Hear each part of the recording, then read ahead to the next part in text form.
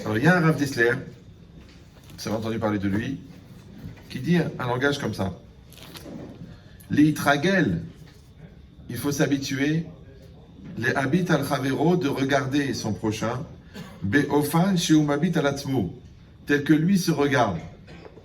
Parce que nous, on a un défaut majeur, c'est de regarder l'autre tel que nous, on regarde.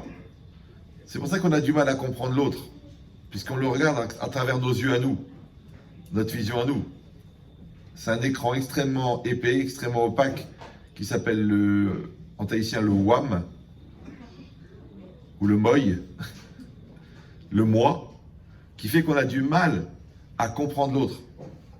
Une fois, un Khatan, il est venu chez moi, il m'a dit « Ah ben Chétri, je voulais vous dire que ma femme, elle était pas bien et ça m'a troublé, ça m'a empêché de travailler, ça m'a empêché d'étudier et je voulais vous le dire. » Je dis « Ben je suis content de savoir que tu sais compter jusqu'à 2, Kol hakavod. » Parce que des fois, on a du mal, on compte jusqu'à 1. C'est pour ça que les gens, à chaque fois que tu leur parles des autres, ils disent 1.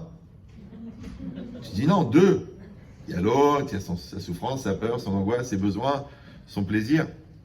Et on est tellement nombriliste, on est tellement amoureux de soi-même, on est tellement conscient de soi, que la Torah, elle a donné plein de mitzvot qui sont des apprentissages à l'existence de l'autre.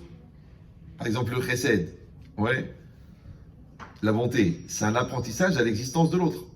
Parce que c'est pas juste qu'il faut donner. Il faut donner intelligemment, il faut donner en connaissance de cause, il faut savoir exactement quel est le besoin de l'autre. Donc il faut sensibiliser à l'autre. Et pire, il faut se mettre à la place de l'autre. Mais je peux pas être à la place de l'autre, parce que je suis déjà à ma place. Et ma place, elle prend toute la place. Où je vais mettre l'autre? Donc la Torah, elle demande que la personne, elle se dépasse. C'est pareil dans le kavod. Quand on dit fais kavod aux autres. Oh non, tu sais, il y a un truc bizarre. Je sais pas, vous avez sûrement expérimenté ça au niveau psychiatrique, au niveau zoologique.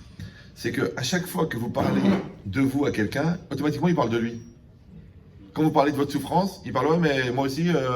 Quand vous parlez de votre scolarité, il dit, ouais, moi aussi. Mais pourquoi à chaque fois que je parle de moi, tu me parles de toi? C'est bizarre, non? Vous pouvez ça le constater, c'est facile. Oui. Comme si, bon, je vais pas dire comme si tu n'existais pas, mais comme si, d'accord, en existant, je vais empêcher l'autre d'exister. Donc tout de suite, il veut reprendre sa place. Bon, il ou elle, bien sûr. Parce que moi, je sais que quand je parle, vous pensez à quelqu'un, mais moi, je parle de vous.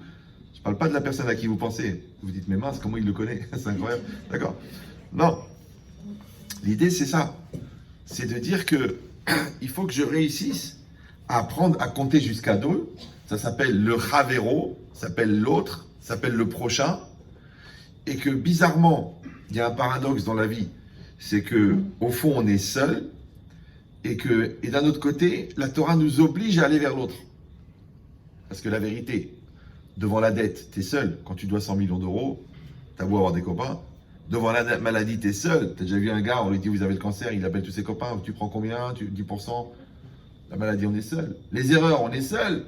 Tu as fait une grosse bêtise d'adultère. Après, tu dis à tes copains, je t'en prie, va parler à ma femme, dis-lui que j'ai pas réfléchi, que j'étais idiot. Non, tu te débrouilles avec elle. Bah, c'est... Ouais. En vérité, on est seul. Au fond, on est seul. Alors, c'est pour ça qu'on vient au monde seul. Quand tu sors du ventre de ta mère, tu sors seul. C'est rare que tu sors à 2, 3, 4. Allez-y, madame Cohen, il en reste 12. Non, tu dis non, tu sors seul du ventre de ta mère. Quand on quitte ce monde, on quitte seul. Et le grand-père, il est sur son lit de mort. Il dit, papy, on peut pas se passer de toi.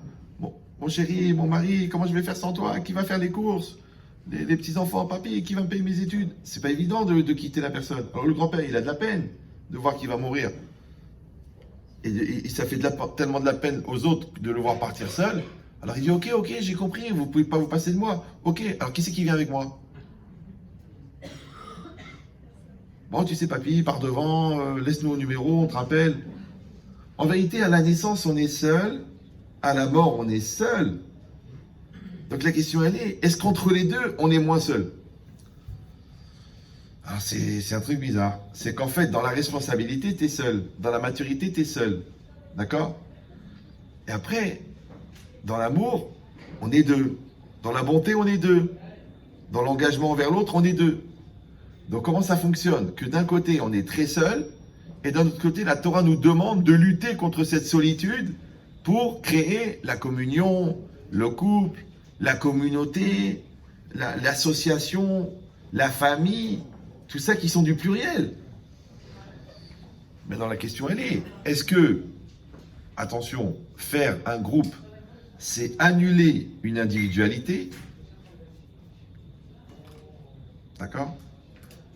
C'est que quand on est dans un couple, par exemple, un couple, c'est toi et moi, ou ni toi, ni moi. Je sais ce que vous allez dire. Attends, c'est ni toi ni moi, c'est qui alors? Bah oui, parce qu'en fait, quand on se marie, on crée une nouvelle entité qui s'appelle le couple. Maintenant, nous deux, on va éliminer nos égoïsmes, nos égos et nos individualités au profit du couple. Et le couple, c'est nous deux. Donc en fait, il y a toi, moi et nous. Maintenant, moins il y a de toi et moi, plus il y a de nous. Ça s'appelle la solidarité en français. D'accord? Mais les gens, qu'est-ce qu'ils font? Ils disent, ouais, bien sûr, on est mariés, bien sûr qu'il y a un nous. Ouais, mais il y a moi, hein, il y a ma famille, il y a ma mère. D'accord? Tu vis dans ma maison, tu dépenses mon argent. Attends, mais si on est encore dans le moi et le toi, il n'y a pas de nous. Parce que le toi et le moi, c'est l'anti-nous. Alors les gens, tu leur dis, bon alors quoi? Alors il faut enlever le moi. Alors j'existe plus, il faut s'annihiler, il faut se détruire. Je dis non. Parce que la Torah t'a donné un secret de malade.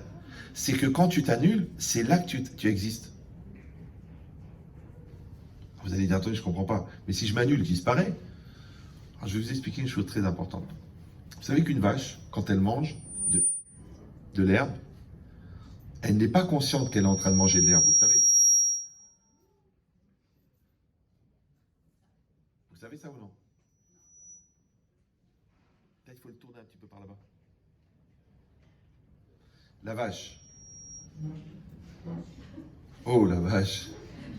Quand elle mange, elle n'est pas consciente qu'elle est en train de manger, vous le savez quand même.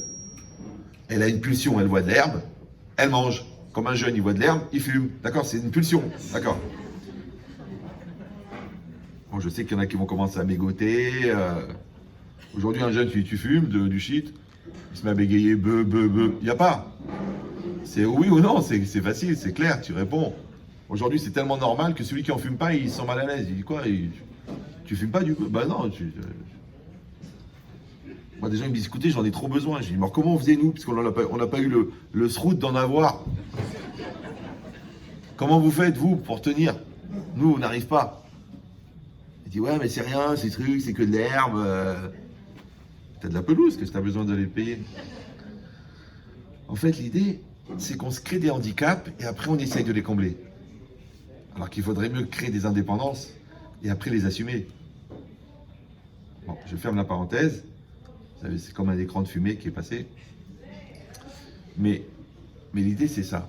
C'est qu'il y a un paradoxe, d'un côté, qu'on est seul. D'un autre côté, la Torah, elle va nous obliger. Vous savez qu'il y a 600 milliards de planètes. Pourquoi le bon Dieu, il n'a pas créé 7 milliards de planètes et on aurait été seuls chacun sur une planète? Ça s'appelle la tranquillité. Le bon Dieu, il a dit non. Tous sur la même planète. Les goïs, les juifs, les religieux, les pas religieux, les intellos, les brels, les jeunes, les vieux, les radins, les généreux. Pourquoi? Comment il a dit, c'est l'inventeur du tartre? Sartre, ouais. Il a dit, l'enfer, c'est les autres. Il avait raison, non? Oui, non? Levez la main les frustrés? Non. En vérité, c'est complètement... Il a pris le problème à l'envers. En fait, tu sais pourquoi l'enfer, c'est les autres? Parce que l'autre, c'est la différence. Maintenant, la différence, quand tu l'utilises, elle te fait grandir. Quand tu la subis, elle t'écrase. Maintenant, celui qui va sublimer la différence, mais c'est grâce à l'autre qui va aller au Lamaba. Donc eux, ils disent l'enfer c'est l'autre parce que tu le subis au lieu de l'utiliser. Ça s'appelle le contraste. Les élèves sont moins forts que les maîtres. Mais comment les maîtres deviennent forts? Grâce aux élèves. Donc la différence entre le maître et l'élève, elle te fait grandir. Comment tu évolues dans tes choix? Parce que tu rencontres des situations qui sont différentes de ce que tu vis normalement. Maintenant, l'effort que tu fais pour t'adapter à la différence de situation fait que tu augmentes ta maturité. La preuve, c'est que c'est quoi le stress? Le stress, est-ce que c'est le stress? Le stress, c'est le malaise développé par la distance entre la personne que tu devrais être et la personne que tu es. Donc à chaque fois que tu stresses, c'est parce que tu as une situation, par exemple, de 25 ans et que tu as un mental de 14. Donc tu vas mourir de nerfs. Mais si tu as une situation de 25 ans et que tu as 25 ans, bah tout va bien. C'est quoi le problème? On dit en français, ça te va comme un gant. Donc toi, tu dois être bien dans la situation. Et avant d'être bien dans la situation, tu es déjà bien dans ta peau. Alors c'est quoi bien dans ta peau? C'est que tu as un corps de 30 ans et dedans un mental de 30 ans. Mais si tu as un mental de 15 ans dans un corps de 30 ans, automatiquement, il y a du stress. Ou non. Donc les gens ils croient que c'est la situation qui est stressante, c'est les gens qui sont stressants, c'est la religion qui est stressante, c'est la dette qui est stressante. Mais non, c'est la distance entre toi et la réalité qui est stressante. Mais c'est déjà la distance entre toi et toi. Parce que je vous ai dit, la vache, elle n'a pas conscience qu'elle existe, mais l'homme, il sait qu'il existe. D'ailleurs, c'est en ça qu'il s'appelle un existant. Donc, l'homme, il sait. Par exemple, là, je suis en train de parler. Là, vous m'entendez, là? Vous me voyez? Vous savez que c'est pas moi qui parle, vous le savez. Non, ça y est, c'est pas le Harizal. D'accord. Donc, non, en fait, c'est pas mon corps qui est en train de parler, c'est moi. Maintenant, moi, j'utilise mon corps pour parler. Ça va? Maintenant, celui qui fait les mitzvot, c'est moi. Celui qui a la conscience de Dieu, c'est moi. Celui qui s'est marié, c'est moi. Le problème, c'est que j'ai mon moi intérieur qui s'appelle Shlita Taratzon, la maîtrise de la volonté, et j'ai mon moi extérieur qui s'appelle Teva Pashut, c'est-à-dire celui qui est la nature simple liée à la réalité. Donc celui qui est à l'extérieur, bah, quand on lui parle mal, il est vexé, quand il pleut, il fait la gueule, quand il mange bien, il est content, quand il boit, il est bourré. Mais c'est pas moi ça, c'est mon corps, c'est mon moi extérieur. Vous me suivez ou non? Le problème, c'est que quand on se marie avec les deux. Ah, voilà. Et des fois, pendant des années, tu attends de rencontrer le gars de l'intérieur. Parce que le plus important, c'est ce qui est dans la boîte. Comme disait le ravioli, très très connu en Italie. Le plus important, c'est ce qu'il y a dans la boîte. Mais c'est pas grave. Vous avez un taux de réactivité qui est proche du coma. Hein. Donc, ou la blague est lourde, ou vous dormez. Je sais pas, il y a un des deux. Bon, je préfère la deuxième option. Mais l'idée, c'est ça. C'est-à-dire que quand moi, je vais développer ce moi à l'intérieur, je vais le confronter avec la réalité, ouais, puisqu'on a dit que le stress, c'est la distance entre le moi intérieur et le moi extérieur, entre la personne que je suis censé être et la personne que je suis. Donc, je vais toute ma vie être dans une espèce de course pour rattraper la personne que je dois être. Vous me suivez ou non? Donc, quand je vais assumer, par exemple, la responsabilité, mais la responsabilité, elle s'adresse au mec de l'extérieur, parce que c'est au mec de l'extérieur qu'on lui dit, tiens, il y a un loyer à payer. Mais le gars de l'intérieur, lui, il a envie de faire caca. Parce qu'il dit, mais attends, 22 000 shekels.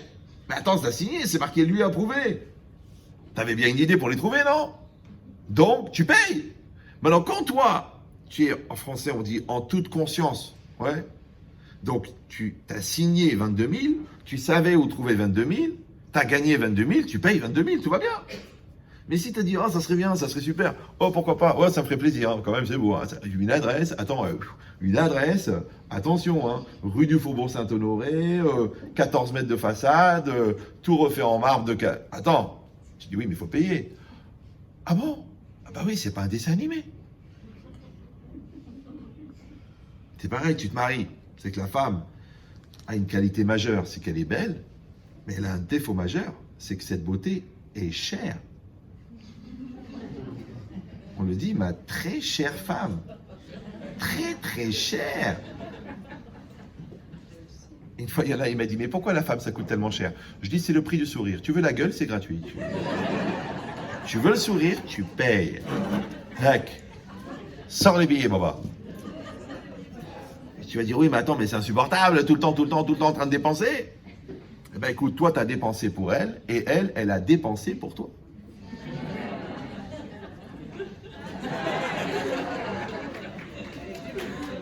Qui croyait que Baudelaire était mort. Réincarné, d'accord? Et crois-moi qu'elle a beaucoup dépensé pour toi. Hein. Donc l'idée, c'est quoi? C'est que maintenant, je vais être en face d'une femme qui va attendre de moi. Je vais être en face d'un mari, parce que le mari aussi, il a des exigences. Maintenant, il exige de qui? Il exige de la femme extérieure, la superficialité, le canon de... Ouais. Ou alors il veut la personne qui est à l'intérieur. Donc moi, je vais être obligé d'évoluer pour mon mari. Lui, il va être obligé d'évoluer pour moi. Tu crois que c'est pourquoi? Pour faire plaisir à l'autre? Mais non! C'est parce qu'il y a les autres, là, les terroristes, les enfants, qui vont nous obliger à évoluer pour eux. Vous me suivez ou non? Parce que d'être gamin soi-même, à la limite, on peut l'éviter, on peut le nier, on peut être dans le déni. D'être gamin devant sa femme, on peut toujours dire, de toute façon, c'est une khmala, elle comprend rien. Mais devant les enfants, tu peux plus tricher. C'est que les enfants t'obligent à être adulte. Donc l'autre, en fait, c'est un décapsuleur de potentiel. Donc pourquoi la Torah nous a mis, pourquoi la vie nous a mis dans une situation de confrontation avec l'autre? C'est parce que c'est la seule manière de grandir. Alors je rappelle que grandir pour les gens qui veulent grandir, c'est un plaisir, mais grandir pour les gens qui ne veulent pas grandir, ça s'appelle souffrir. Ouais, tu m'obliges à grandir, tu m'obliges à assumer, tu me stresses avec tes questions, et puis tu veux que je fasse des choix, mais j'arrive pas à faire des choix, et ben fais des anchois. D'accord. C'est-à-dire. Donc le problème, il est là. C'est qu'il y a l'autre en face de moi, si vous croyez en Dieu. Ouais. Vous croyez en Dieu? Tout le monde croit en Dieu là? Ça fait 1 million de fois que je pose la question, à chaque fois les gens ils me disent oui, mais c'est pas parce qu'on est dans une synagogue que vous croyez en Dieu. En plus, on est entre nous, vous pouvez dire la vérité. Bah oui, parce que si on croyait en Dieu, on serait cohérent avec la religion. Donc ça veut dire quoi? Vous savez que le droit de se taire est constitutionnel quand même. Hein, mais ici, c'est marqué une chose incroyable. La croyance, c'est pas juste de manger cachère et de faire Shabbat et de mettre les tefilines. Ça, c'est évident, ça, pour un juif. Sinon, il faut envisager la conversion.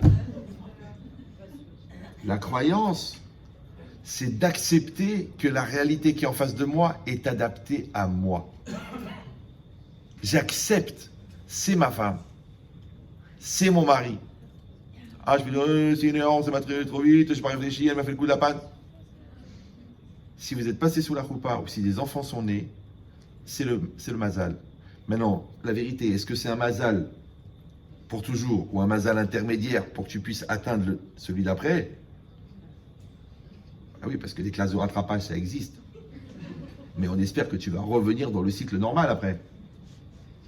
Et ça, tu ne pourras pas le savoir. Parce qu'il faut faire le travail pour avoir droit au vrai. Vous me suivez ou là? Donc ça veut dire quoi? Ça veut dire que j'accepte que c'est ma femme, j'accepte que c'est mon mari parce que je travaille pour construire mon couple. Les enfants, c'est plus dur de nier qu'ils viennent de toi, sauf si tu as vraiment un voisin très entreprenant. D'accord? Mais a priori, l'enfant, il est en face de toi, il t'oblige à grandir. Ton patron, il veut que tu donnes le meilleur de toi-même. Ouais. Tes parents, ils veulent être fiers de toi. Donc tu passes ta vie à rencontrer des gens qui t'obligent à être toi. Alors, t'es que le toi.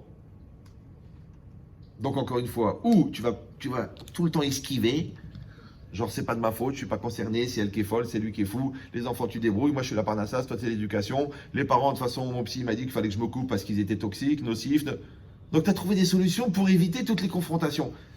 Baba, t'as pas compris que si la lime ne rencontre pas le métal, il sera jamais limé. Donc moi ce qui me choque, moi j'ai pas votre sensibilité, mais moi ce qui me choque, c'est le nombre de gens qui sont stupéfaits du résultat non obtenu sur un travail qui n'a pas été effectué. Vous savez ou non? C'est que le mec il t'appelle, il me dit Ramed Chetrit, je viens de me rendre compte qu'avec ma femme, j'ai aucune communication. Je dis ah bon? Je dis mais t'as travaillé pour la communication? Il me dit non. Je dis, je me rends compte qu'avec mes enfants, il n'y a aucune solidarité. Je suis juste un portefeuille pour eux. Jamais ils disent papa je t'aime. Jamais. Jamais. Je dis mais tu t'es débrouillé pour qu'ils t'aiment? Je rappelle la règle de la pensée benchetritienne. Pour être respecté, il faut être respectable. Pour être admiré, il faut être admirable. Pour être aimé, il faut être aimable. Mais si tu es laxatif à outrance. Oui. Si tu as un générateur de facilité de transit chronique, ça veut dire que tu es capable de faire, mais tout le monde. Après, tu te dis, mais pourquoi personne ne m'aime? Mais, je comprends pas, mais une caméra, regarde-toi vivre et tu vas comprendre ce qui t'arrive dans la vie. Mais on ne fait pas ça. Pourquoi? Parce que la caméra, à Odoncolo, cousin de Marco Polo, c'est le moi intérieur. Mais toi, tu es dans l'extérieur, tu es dans l'impulsion, tu es dans la réaction, tu es dans la nervosité, tu es dans le présent, mais jamais tu prends le recul. Mais si tu te regardais vivre, tu verrais bien que le comportement du moi 1, il colle pas avec le moi 2. Que le comportement du moi 1, il va pas avec l'autre qui est en face. Que le comportement du moi 1, il n'est pas investi dans la réalité. Tu t'en rendrais compte, mais tu peux pas t'en rendre compte puisque tu l'as débranché l'autre. Voilà. Ça s'appelle inconscient, mais en 3 mots. C'est une science qu'on a produite à partir d'une matière qui s'appelle le inconscient. Mais c'est ça le problème. Donc le bon Dieu, il t'a mis des milliards de personnes en face de toi pour t'obliger à avoir rendez-vous avec le moi de l'intérieur. Parce que sache que l'autre, il ne remet pas en cause l'extérieur, il remet toujours en cause l'intérieur. Vous allez me dire, ouais, mais ça c'est valable pour les gens qui sont capables de se remettre en cause. Alors là, je vais faire un truc que j'ai déjà fait plusieurs fois, mais je le refais parce que malheureusement, c'est trop nécessaire. Puis ça vous évitera de faire au moins 10 ans de thérapie et 9 ans de yeshiva. Je vais vous expliquer le principe de la remise en cause. Je sais qu'il y a beaucoup de gens qui suivent les cours sur Internet et que vous l'avez sûrement entendu déjà, le développement sur remise en cause. Bon, je ne parle pas des drogués qui écoutent toute la journée. Il n'y a pas que Menchetrit, il faut passer à autre chose. La Sinatra, il y a plein de gens intéressants. Alors j'explique. Écoutez bien ça, parce que ça va vous faire gagner des années. Qu'est-ce que c'est la remise en cause? Si on décompose. Alors la cause, c'est la loi de causalité. La cause entraîne la conséquence. D'accord? Si tu vois un mec qui est brûlé au 4e degré, tu as compris qu'il n'est pas tombé dans la piscine. Tu vois, peut-être c'était de l'eau chaude. Mais... ouais. Donc, il y a la cause et la conséquence.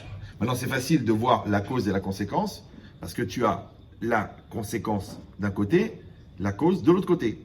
Des fois, la cause, elle est dans le passé, la conséquence, elle est dans le présent. Si aujourd'hui, dans mon couple, par exemple, il y a cette atmosphère, j'ai bien compris que c'est le résultat des années qui sont passées avant. Donc, la conséquence est symptomatique de la cause. Vous me suivez ou non? Voilà. Maintenant, ça, c'est facile quand moi, je suis à l'extérieur et que je vois devant moi et la cause et la conséquence. Je dis à l'autre, ah, tu sais, tu vas te planter à l'examen, ah, parce que tu n'as rien foutu. Ah, tu sais, tu t'occupes pas de ta société, eh ben, tu vas couler. C'est normal que tu déposes le bilan. Ah, tes enfants, ils sont pas éduqués, c'est normal que tu t'en occupes pas. Donc, quand c'est l'autre, c'est facile. Ouais. Quand c'est plus difficile, c'est quand la cause n'est pas extérieure, quand la cause, elle est intérieure. C'est-à-dire que on t'a pris et on t'a placé à la place de la cause. Ça s'appelle en français la mise en cause. On m'a mis en cause. Vous me suivez ou non? Ok. Maintenant, déjà, je veux vous soigner d'une maladie très grave qui s'appelle la dimension anxiogène de la mise en cause. Pourquoi 99% des gens, quand tu les mets en cause, ils se sentent mal. Ils se vexent, ils font une crise de susceptibilité, ils te renvoient la balle, ils t'accusent à toi, tu dis attends, chérie, excuse-moi. Quand je dis que c'est à cause de toi, donc tu es la cause, ça veut dire aussi que c'est grâce à toi. Parce que celui qui peut engendrer la mauvaise conséquence, parce que la vie c'est que des séquences, il y a les bonnes et les mauvaises. Donc il y a les conséquences et les bonnes séquences, d'accord?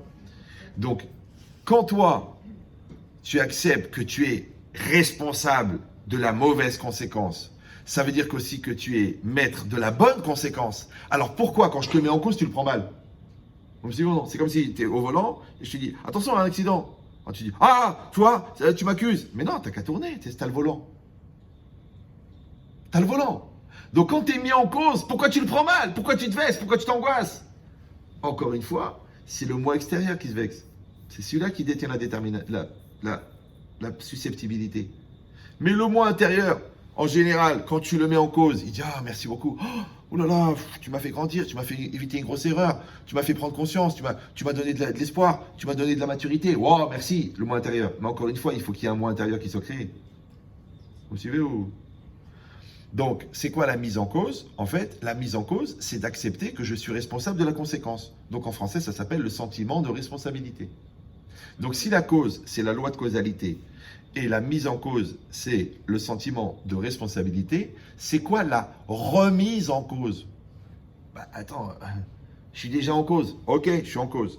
J'ai accepté que je suis la cause. Ok, je suis mis en cause. Ok, j'accepte, je suis mature, je suis adulte. J'ai cassé, je paye. J'ai détruit, je rembourse. Je suis le patron, je décide. Je suis le papa, j'assume mon rôle. Il n'y a pas de problème. Je suis mis en cause, je suis la cause, j'accepte la cause. Ok, ça s'appelle la responsabilité. Mais c'est quoi la remise en cause? À quoi il sert le re? Alors copier, ça veut dire écrire. Recopier, c'est réécrire. Vous me suivez ou non? En fait, le re, comme dans la Gemara, Adar ve Amar, Adar ve Ose, ouais, le mot re, il inscrit dans le phénomène la perpétuité.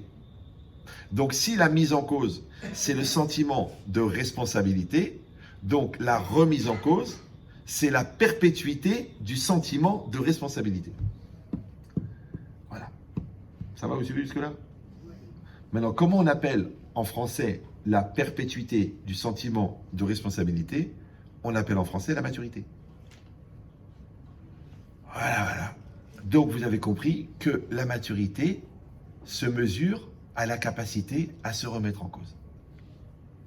Donc, tous les gens immatures n'arrivent pas à se remettre en cause.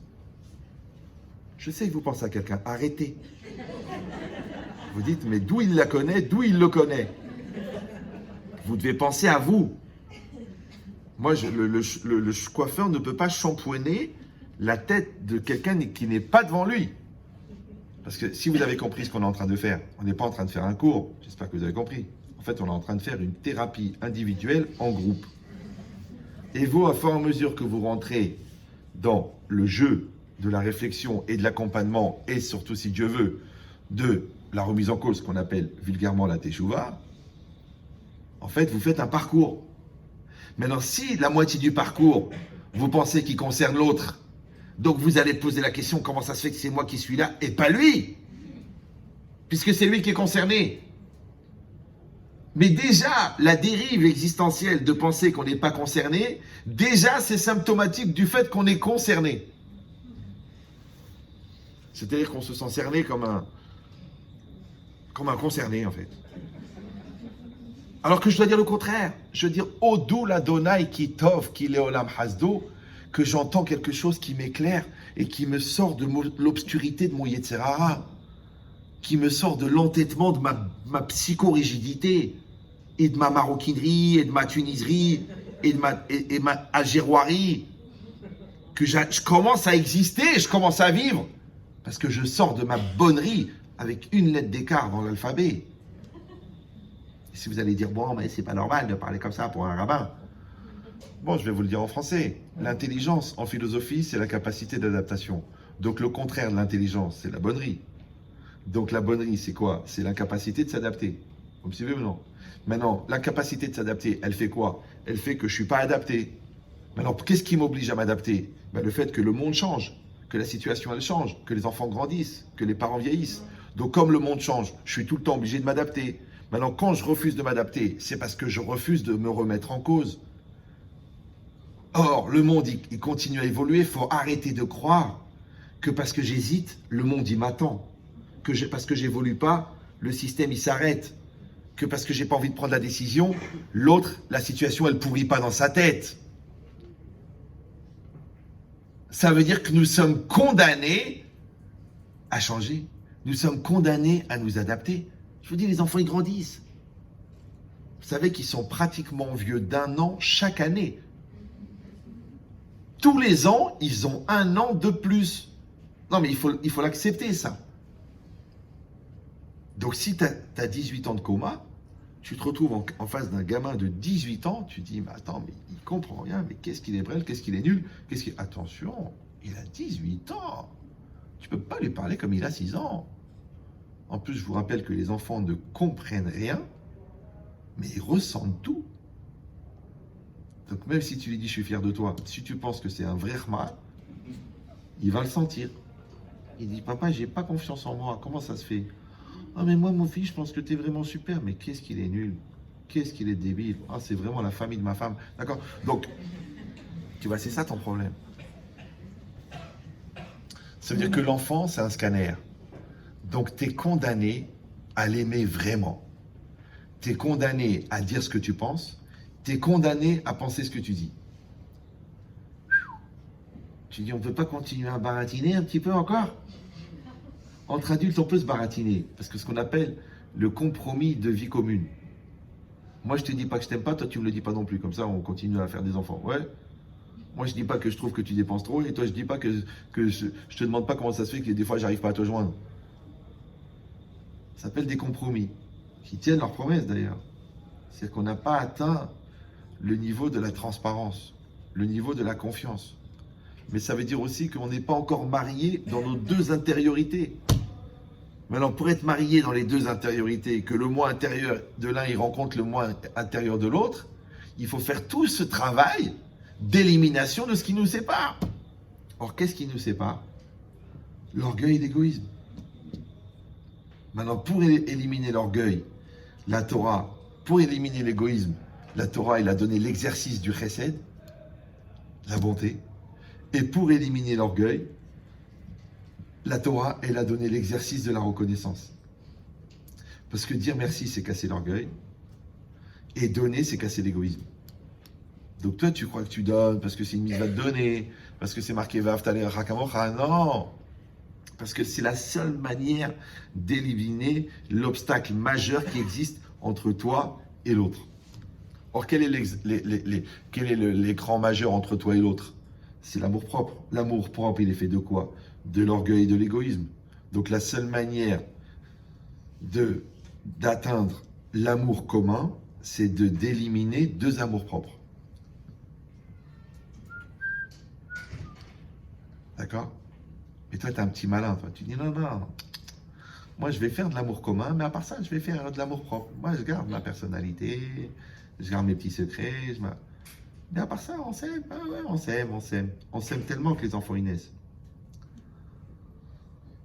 Mais on s'aime, c'est parce qu'on s'aime qu'on s'aime. Sinon, ce que tu sèmes, ça te crée le seum. Jusqu'à ce que tu atteins le somme, le summit du seum, qui devient carrément un art, ce qu'on appelle l'arsum, qui se dégénère en arsema. Mais c'est ça. Non, je vous dis, les gens qui font des enfants pour garder leur mari, c'est pas une solution, hein. Parce que c'est un ciment friable. Il faut faire des enfants parce qu'on s'aime. D'ailleurs, moi, je vous dis la vérité, ça reste entre nous, hein. Mais les enfants qui sont faits par amour, ça se voit. Ils sont équilibrés, ils sont bien dans leur tête, ils ont un rapport avec eux-mêmes qui est bon, un rapport avec Hachem qui est bon. Parce que Ahava, c'est Echad. C'est la même valeur numérique, donc ils font un. Mais quand on a fait des enfants sur la base de deux, parce que deux c'est Shnaïm, et Shnaïm c'est la même connotation phonétique que Sin-A, et Sin-A c'est la haine.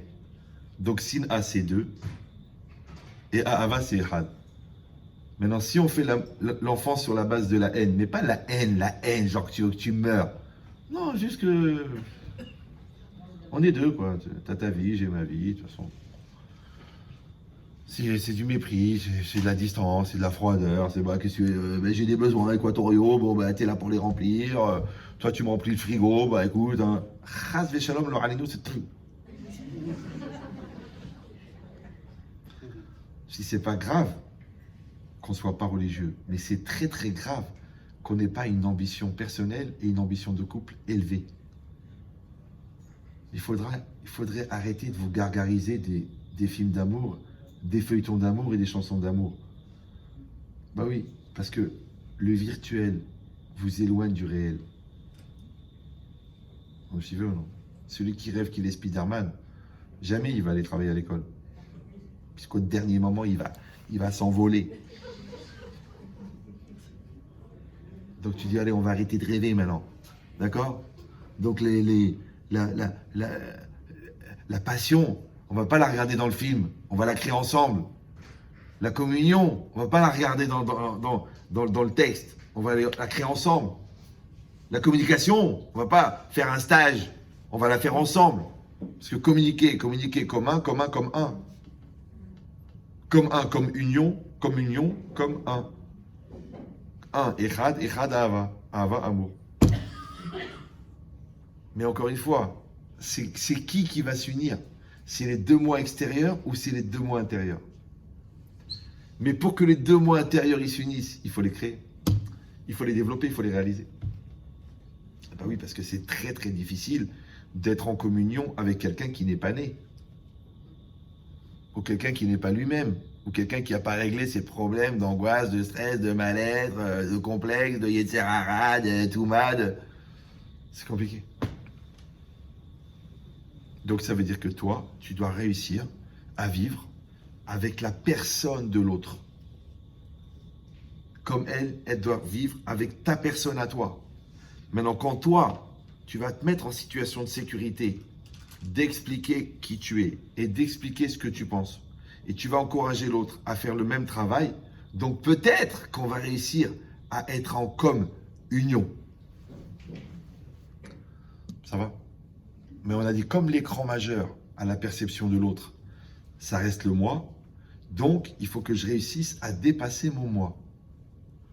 Alors dépasser son moi, ça s'appelle la modestie, ça s'appelle la ranava, ça s'appelle la remise en cause, ça s'appelle la capacité à changer, ça s'appelle la capacité à s'oublier, et surtout ça s'appelle la capacité à exister. Or pour exister, il faut enlever ce qui m'empêche d'exister. Qu'est-ce qui m'empêche d'exister? Mon image, exister dans le regard de l'autre, ma gahava, mes nerfs, mes carapaces, mes blocages, mes scléroses. Donc il faut déchirer, ça s'appelle en français, il faut se mettre à nu. Et bien bizarrement, les trois quarts des gens qui passent du temps ensemble tout nus, puisqu'ils ont fait la mise à nu, ils n'arrivent pas à parler. Moi je leur dis, mais comment vous faites des gosses ensemble, vous ne parlez pas? Vous allez dire, ça n'a rien à voir, c'est un exercice physique, une espèce interpénétration en fait, hein, si on parle en termes de plomberie. Hachem Ishmor.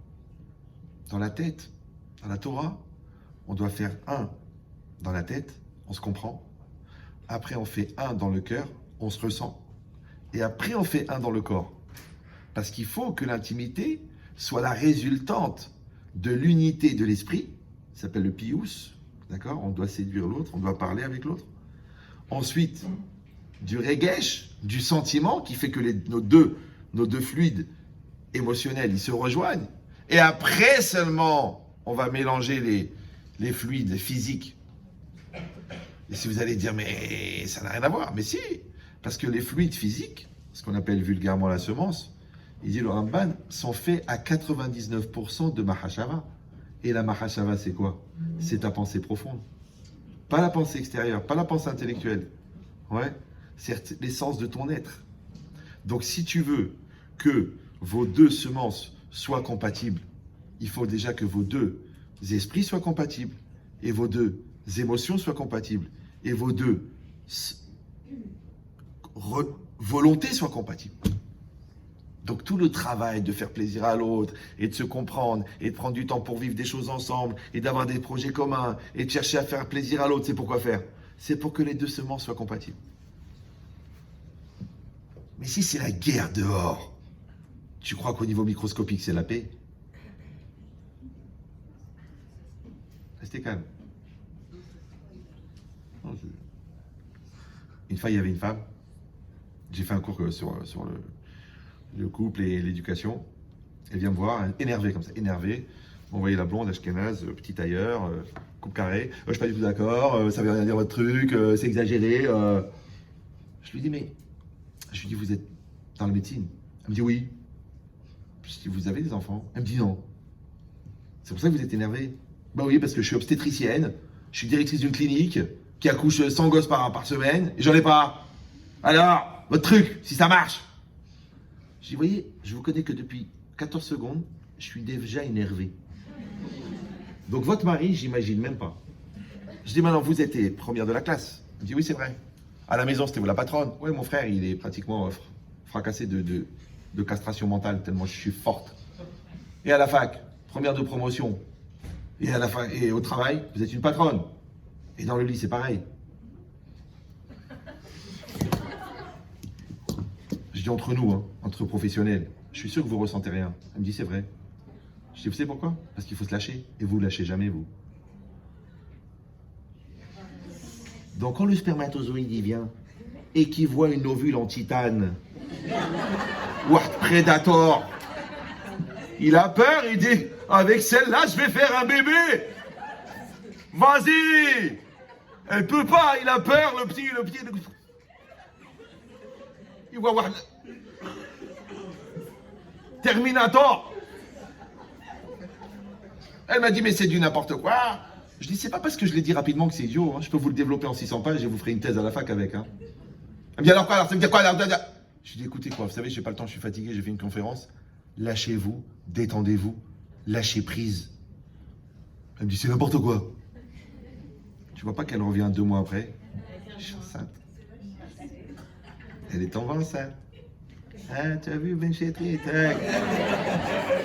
Ah, y a pas. La vérité, ça tue. Parce que dans Emet, il y a Met.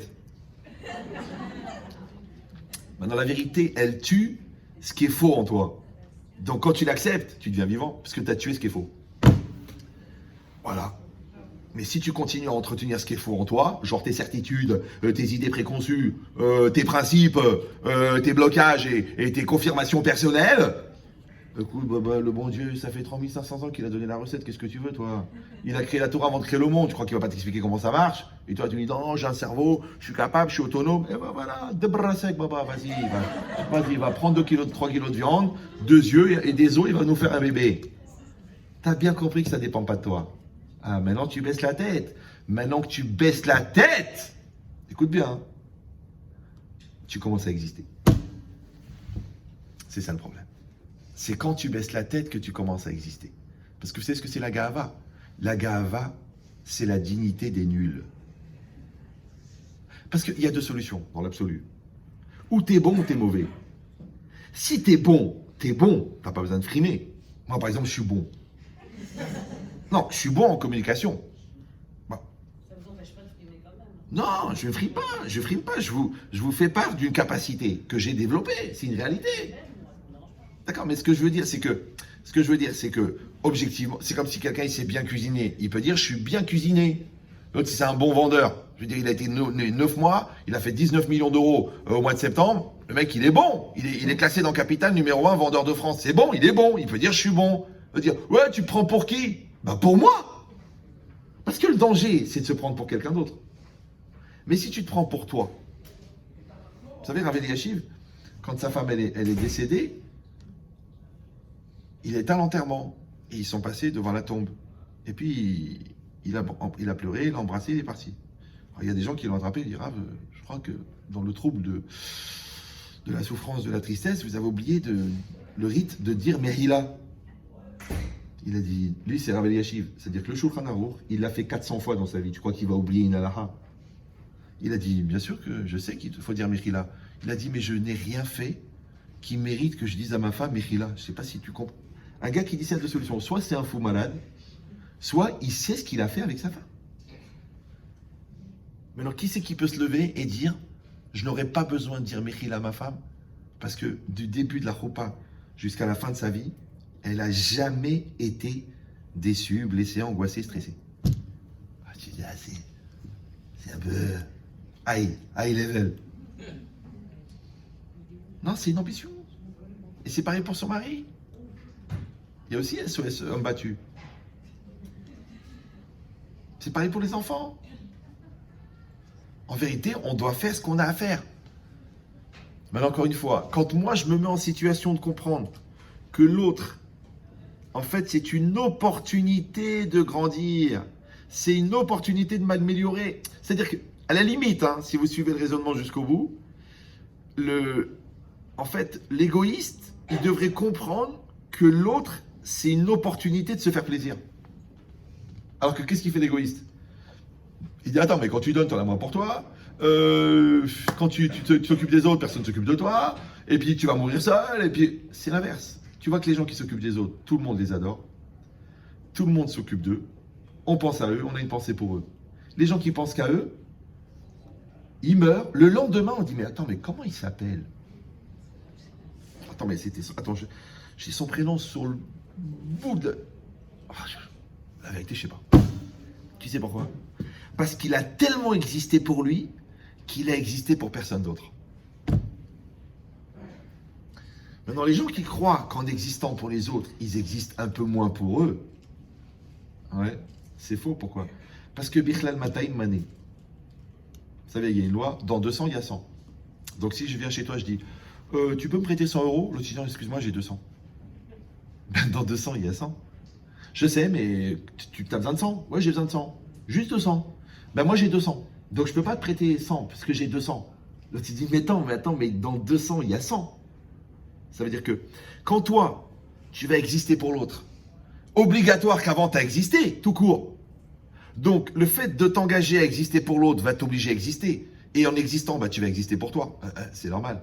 Par contre, quand toi tu dis, ah non, mais moi je vais déjà exister pour moi, eh ben, tu verras que tu auras tellement peu de motivation à exister pour toi, et tu vas tellement limiter ta valeur, parce que tu as compris qu'on aiguise sa différence sur la différence de l'autre.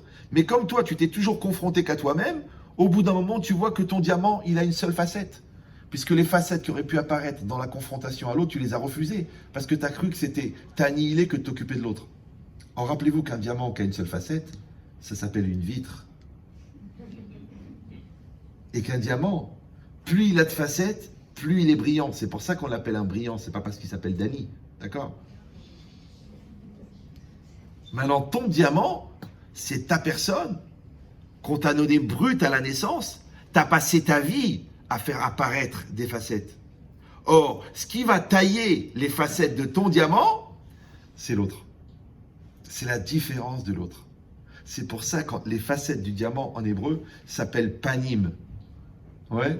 Et panim, ça veut dire aussi visage, pour les gens qui vivent dans l'extériorité, mais ça veut surtout dire pnim, pour les gens qui vivent dans l'intériorité. Donc les véritables facettes de ta personnalité, elles sont à l'intérieur. Si elles sont à l'extérieur, ça veut dire que tu es changeant, opportuniste, limite bipolaire. Mais quand tu as une seule facette extérieure, tu as un seul discours, tu as une seule pensée, tu as une seule école de vie, tu as une seule moralité, ça s'appelle Bar Samcha. On peut compter sur toi. Mais à l'intérieur, tu as 1 milliard de facettes. Parce que tu as la patience, tu as l'écoute, tu as la remise en cause, tu as le chesed, tu as la karatatov, tu as la finesse, tu as la maîtrise de tes émotions. Combien de facettes à l'intérieur qu'il faut développer pour être quelqu'un, écoutez bien, de simple à l'extérieur. Par contre, vous verrez que les gens qui sont compliqués à l'extérieur, ils sont souvent simples à l'intérieur. Bah oui. Parce que pourquoi tu as besoin d'un décor? Puisque tu n'es pas en train de tourner un film. Donc celui qui installe le décor, c'est qu'il est en pleine comédie. Vous me suivez ou là? Voilà. Maintenant, le décor extérieur s'appelle le paraître et l'intérieur s'appelle l'être. Il y a l'être et le paraître. Maintenant, le paraître, c'est quoi? C'est comme les coulisses. Tu te prépares à rentrer en scène. D'accord? Le paraître, c'est comme le paravent. Tu te prépares pour t'accommoder. Comme la femme, elle passe 2 heures dans la salle de bain devant le miroir, 2 heures dans le couloir dans le miroir de la chambre. Après, elle se passe devant le miroir qui est dans le couloir. Après, le miroir qui est dans l'entrée. Après, le miroir qui est dans le palier. Après, le miroir qui est dans l'ascenseur. Après, le miroir qui est dans le hall de l'immeuble. Et après, elle rentre en scène. Elle devient la star, mais pas n'importe laquelle, la star. Ça veut dire que Chas Shalom, la personne, elle peut être entièrement orientée sur son extériorité. J'ai entendu une histoire incroyable. Écoutez cette histoire. Oh, non, je l'ai lu. Je l'ai lu dans un sefer d'un tzaddik. Il racontait qu'en Hongrie, une fois, écoutez, mais elle est incroyable, elle est un peu tirée par les cheveux, comme dirait Bruce. Willis, qui n'a pas de cheveux, en Hongrie, un jour, il y avait un tzaddik, un rave parmi plusieurs rabbanim. Et puis ce rave, il était tellement dans la Torah, tellement dans l'intériorité, tellement dans la profondeur, c'était ça toute sa vie, il connaissait rien d'autre, aucune matérialité. Et un jour, il devait aller rencontrer le roi de Hongrie pour demander le droit de créer des communautés orthodoxes. Il fallait aller voir le roi, c'est le roi qui décidait, qui c'est qui fait la religion, pas la religion, d'accord. Donc ils étaient comme ça dans l'antichambre pour rencontrer le roi, et chacun en train de regarder l'autre pour dire, écoutez, c'est qui va aller parler au roi, parce que c'est une responsabilité, il faut pas gaffer, il faut pas bégayer, il faut parler clairement, il faut le convaincre et tout ça. Et ce rave-là, il était comme ça, en train d'attendre dans l'antichambre, et à côté de lui, il y avait un miroir.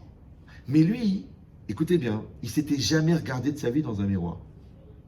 Donc il s'est retourné comme ça, et il y avait son reflet.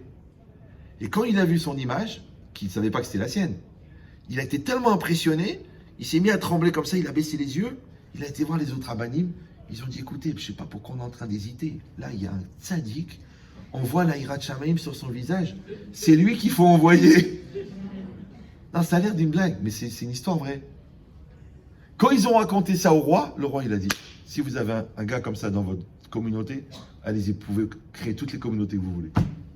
Mais réfléchis, quelqu'un, d'accord, il a tellement il a travaillé son intériorité, et il ne s'est pas préoccupé de son extériorité, qu'il ne s'est pas reconnu dans le miroir.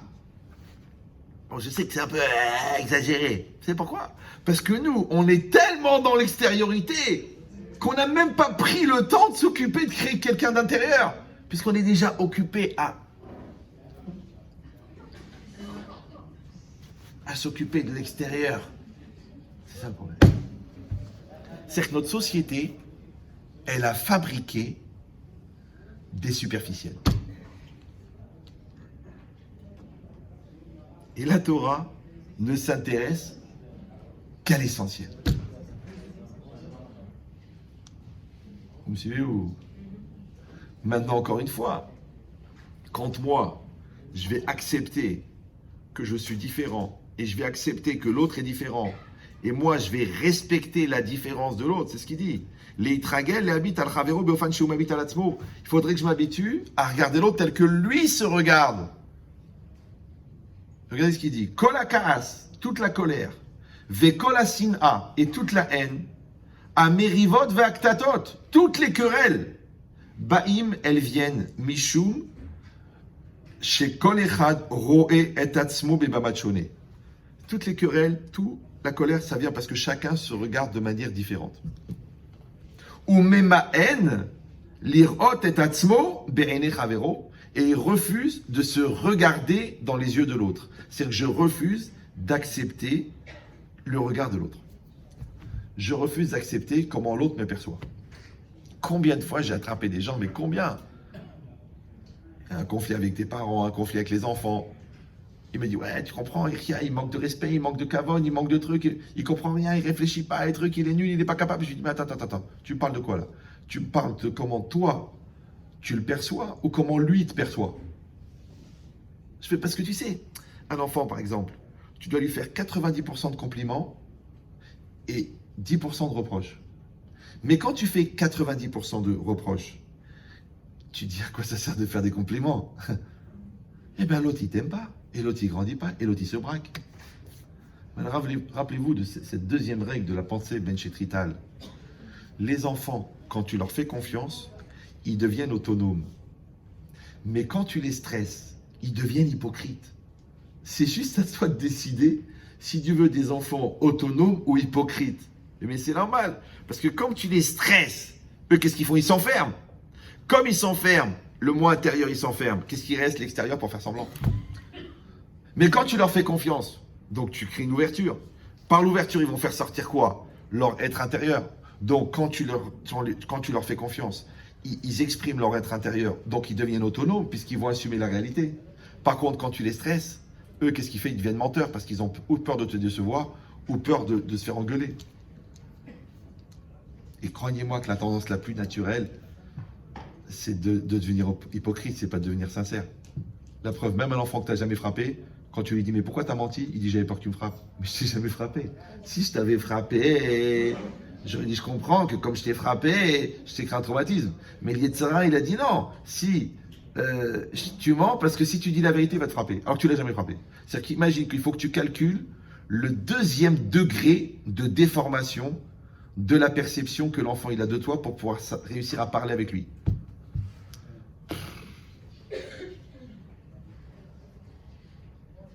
Voilà, en français ça s'appelle le droit à la différence. On est différent. Toi t'es différent, toi t'es différent, toi t'es différent, moi je suis différent. Maintenant moi j'accepte ta différence, toi que tu acceptes la mienne. Maintenant quand moi je te regarde à toi, je n'ai le droit de le faire que si je regarde à travers tes yeux à toi. Maintenant si moi je te connais pas ou si je te comprends pas, je peux pas parler en ton nom, je peux encore moins rentrer dans ta tête, je peux encore moins être le juge de tes comportements en disant t'aurais dû faire ça puisque je suis pas dans toi. Maintenant regarde les gens qui s'amusent à juger les autres, ils se jugent jamais eux-mêmes.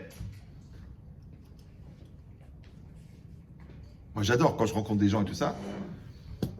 Alors j'y parle, ils parlent. Ok, je vois que tu as toute une étude approfondie sur l'autre. Tu peux me parler de toi?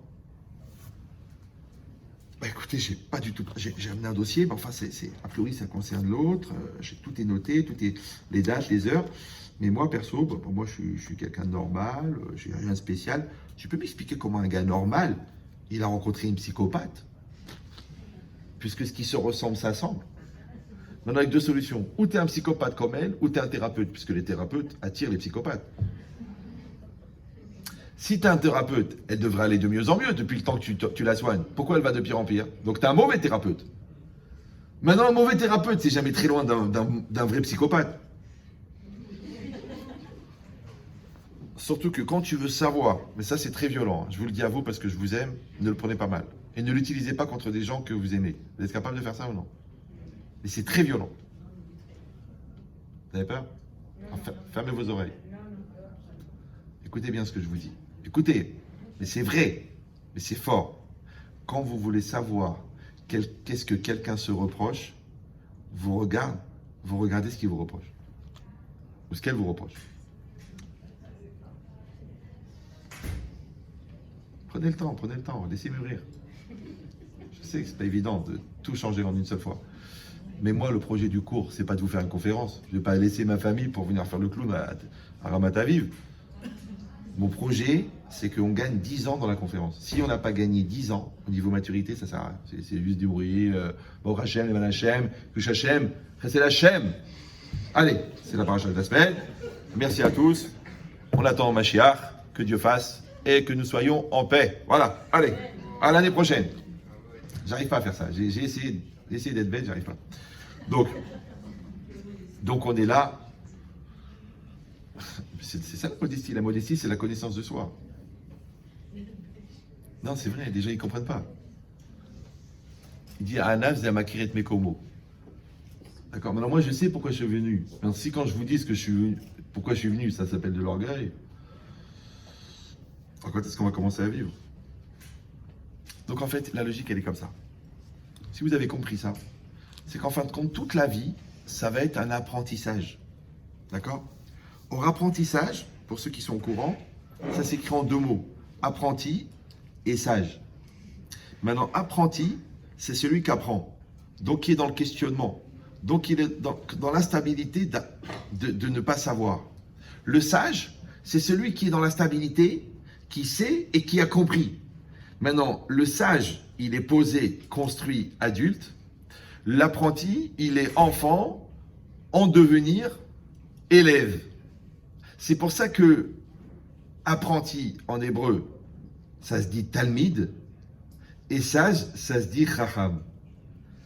Donc ça s'appelle talmid chacham. Maintenant les gens y croient, ça y est, oh, il est talmid chacham, oh, il a fait 20 ans d'yeshiva, il est talmid chacham. Non, talmid chacham, talmid chacham, talmid chacham, talmid chacham. Ben oui, parce que tu as 30 ans par exemple, donc tu es un chacham de 30 ans. Mais en fait, tu es un talmid de 31, puisque tu es en train de devenir le gars de 31 pendant l'année de 30 ans. Ouais, on est mariés depuis 6 mois. On est des gamins, c'est toi, ta famille, ta race, ta merde. Ouais. Et après, on devient un couple adolescent. Moi, je reconnais que j'ai 50% de tort. Et après, on revient à un couple adulte, que je sais que, de toute façon, j'ai épousé une fille extraordinaire, c'est un mari extraordinaire, et grâce à Dieu qu'on est ensemble. Donc, ça veut dire que le couple enfant, c'est celui qui accuse l'autre. Le couple adolescent, c'est celui qui reconnaît qu'il a une part. Et le couple adulte, c'est celui qui a compris que si chacun fait ce qu'il a à faire au niveau de son travail de construction personnelle, il n'y aura jamais de reproche à faire à l'autre. Voilà. Et après, chacun, il va déterminer l'âge de son couple. Tu sais que c'est pas évident. Parce que des fois, on est tellement occupé à faire évoluer l'autre qu'on a oublié d'évoluer personnellement. Mais si on prenait le temps de faire ce que la Torah demande, c'est-à-dire travaille tes midotes, grandis pour toi, fais ce que tu as à faire, sois un bon père, sois un bon mari, sois un chef d'entreprise, sois un tzaddik, on n'aurait pas besoin de s'occuper de l'autre parce qu'on a déjà tellement à faire personnellement. Mais le meilleur échappatoire, c'est l'autre. Bah oui, parce que quel intérêt quand on est deux, c'est qu'on peut accuser l'autre. Mais quand tu es seul, tu vas accuser qui? Alors je sais ce que vous allez me dire. Ouais, mais vos cours, chaque fois que je dis ça, les gens disent ouais, mais ça va bien, mais quand il y en a un qui fait des efforts et l'autre fait pas d'efforts, alors il faut faire quoi? Je ne sais pas pourquoi les gens, ils posent toujours cette question-là. Mais la réponse, elle est déjà dans la question. La réponse, elle est déjà dans le développement qui a été fait avant. Je viens de te dire que, de toute façon, dans toute ta vie, tu ne pourras pas faire plus qu'une proposition. C'est-à-dire que vous êtes là, vous êtes là. Moi, je suis là. Maintenant, moi, je peux faire le meilleur cours du monde, mais ça se restera une proposition. Je ne peux pas rentrer dans votre tête et vous organiser, vous manipuler pour vous amener quelque part. Vous me suivez ou non? Donc, c'est une proposition, et vous utilisez la proposition. Soit vous vous marrez, soit vous grandissez, soit vous évoluez. J'ai fait le même cours. Des gens, ils sont devenus Roche Kollel, et il y en a d'autres qui continuent à me dire oh, qu'est-ce qu'il est marrant. C'est le même cours. Ça ne me dérange pas, hein. Les maîtres, ça ne me dérange pas. Pourquoi? Parce que je sais très bien que dans la salade verte, il faut mettre de l'huile d'olive, il faut mettre de la vinaigrette. Maintenant, il y a des malins, ils mangent la salade. Il y en a qui kiffent la vinaigrette. Je lui dis, mais t'es vrai ou quoi, c'est la vinaigrette? Ouais, mais moi, j'aime bien saucer. Mais alors, si t'aimes saucer, pourquoi tu manges une salade? Fais une vinaigrette et tu sauces ta vinaigrette. Tu dis, ah, ça fait débile de bouffer la sauce. Pourquoi il n'y en a pas qui la boivent à la fin de la salade? Donc, le mec, il n'a pas compris que tout l'humour et l'ambiance et tout, c'est juste un lubrifiant pour faire passer la salade. D'ailleurs, on le dit, arrête tes salades. Ben, c'est exactement pareil. Ouais. Sinon, on accepte ça, c'est-à-dire on accepte qu'Akadosh Baruch Hu, dans sa chokhma incroyable, il organise les partenariats pour nous faire rencontrer les gens qui nous sont nécessaires et pour qui nous sommes nécessaires. Parce que c'est ça la force. Vous savez ou non? C'est pas ton mari par hasard, c'est pas ta femme par hasard, c'est pas ta belle-mère par hasard. C'est pas par hasard que cet enfant il est comme ça, celui-là il est comme ça, celui-là il est comme ça. C'est vrai, ça c'est un phénomène. Comment ça se fait que tous nos enfants, en fait que le seul point commun de nos enfants c'est qu'ils sont tous différents? Puisqu'ils viennent de chez nous. Sauf vraiment le mec qui s'appelle Benetton et lui toute sa famille c'est United Color of Benetton. Non, chaque enfant est différent. Tu dis mais comment il peut y avoir 8 enfants différents alors que les parents c'est les mêmes? Eh bien, premièrement, tu viens de comprendre que la combinaison de 2 personnes peut avoir plusieurs différences. Et que deuxièmement, tu comprends que chaque personne elle-même, elle est tout le temps en fusion de différences. Donc si moi, je suis en train de changer tout le temps, toi, tu es en train de changer tout le temps, et qu'ensemble, on crée quelqu'un, donc on crée quelqu'un qui est le fruit de la combinaison de nos changements. Voilà. Dans la Torah, ça s'appelle Ben Zekunim et Ben Neharim. C'est-à-dire que les enfants que tu as quand tu es jeune, et les enfants que tu as quand tu es plus âgé, c'est pas les mêmes. Voilà. Maintenant, d'un autre côté, toi, le regard que tu as sur les enfants que tu as quand tu es jeune et le regard que tu as sur les enfants que tu as quand tu es plus âgé, moi, mes enfants, ils me le disent. Ils me disent, oh papa, tu es vachement cool avec les petits. Alors, je leur dis, oui, mais c'est normal, les enfants, j'ai appris sur le tas. Alors, ils me disent, mais c'est qui le tas? Je dis, et il y en a un sacré tas, je peux vous le dire. Donc, Hachem, j'ai une très très belle famille, qu'Hachem les protège, à tous et les vôtres aussi.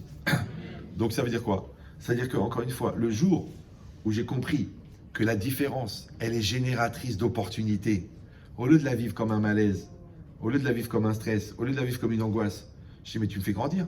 Donc le mec qui m'énerve, en fin de compte, c'est celui qui construit ma patience.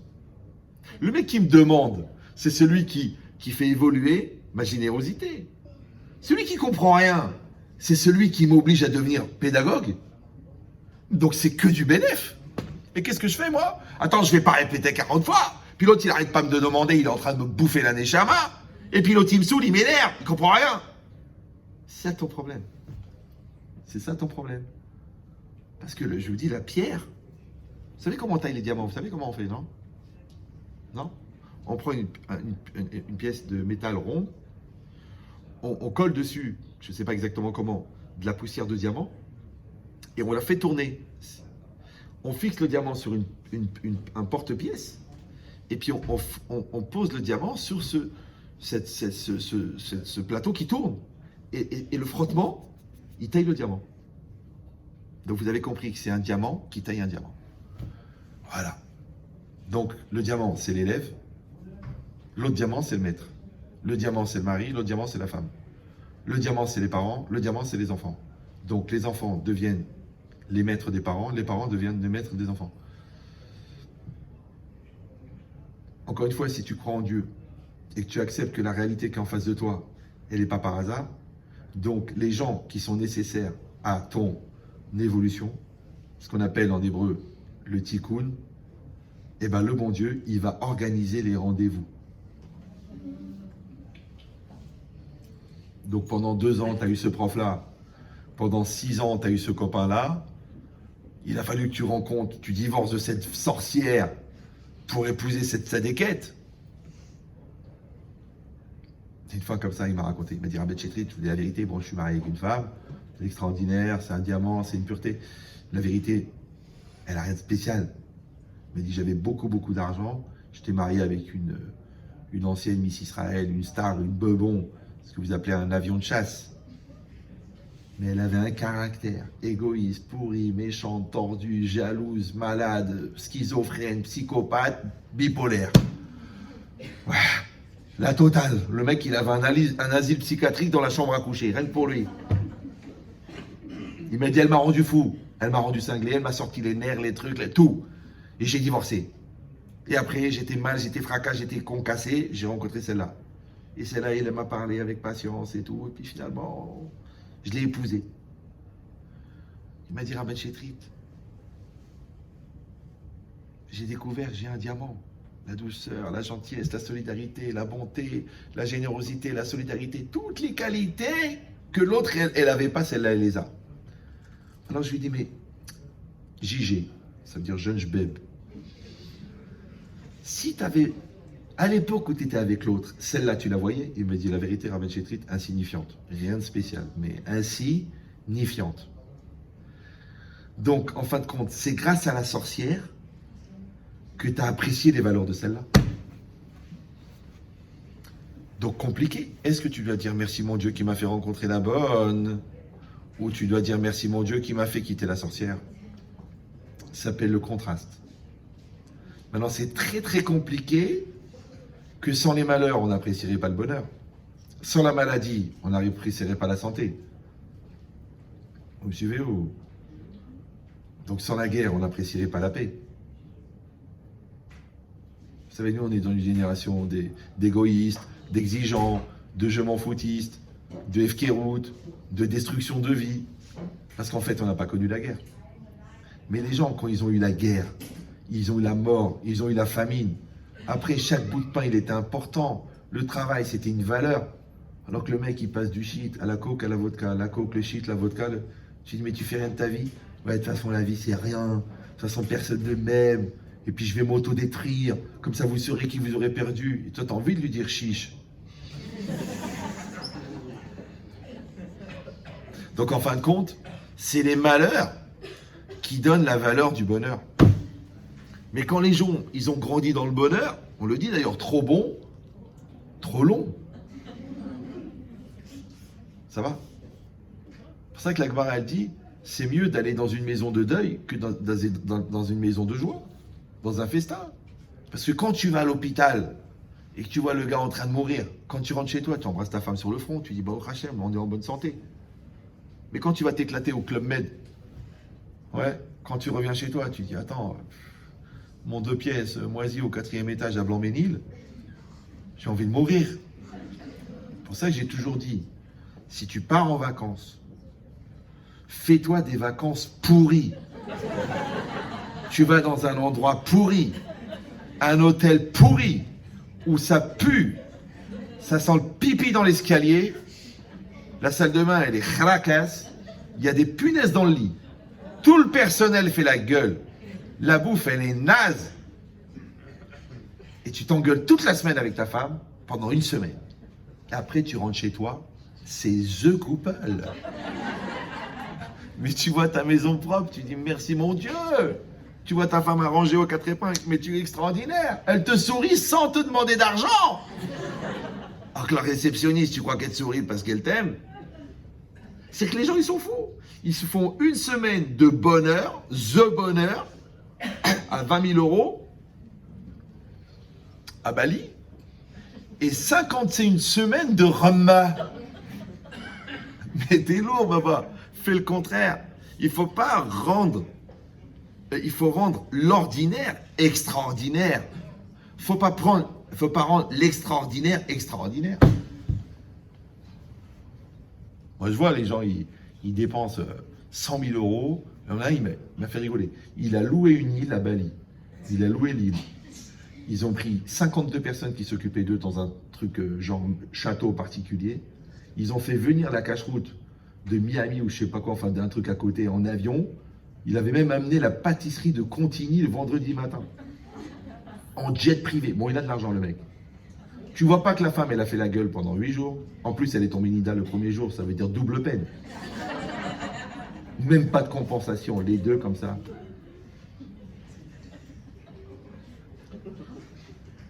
T'es pas bien? Non, je suis énervé.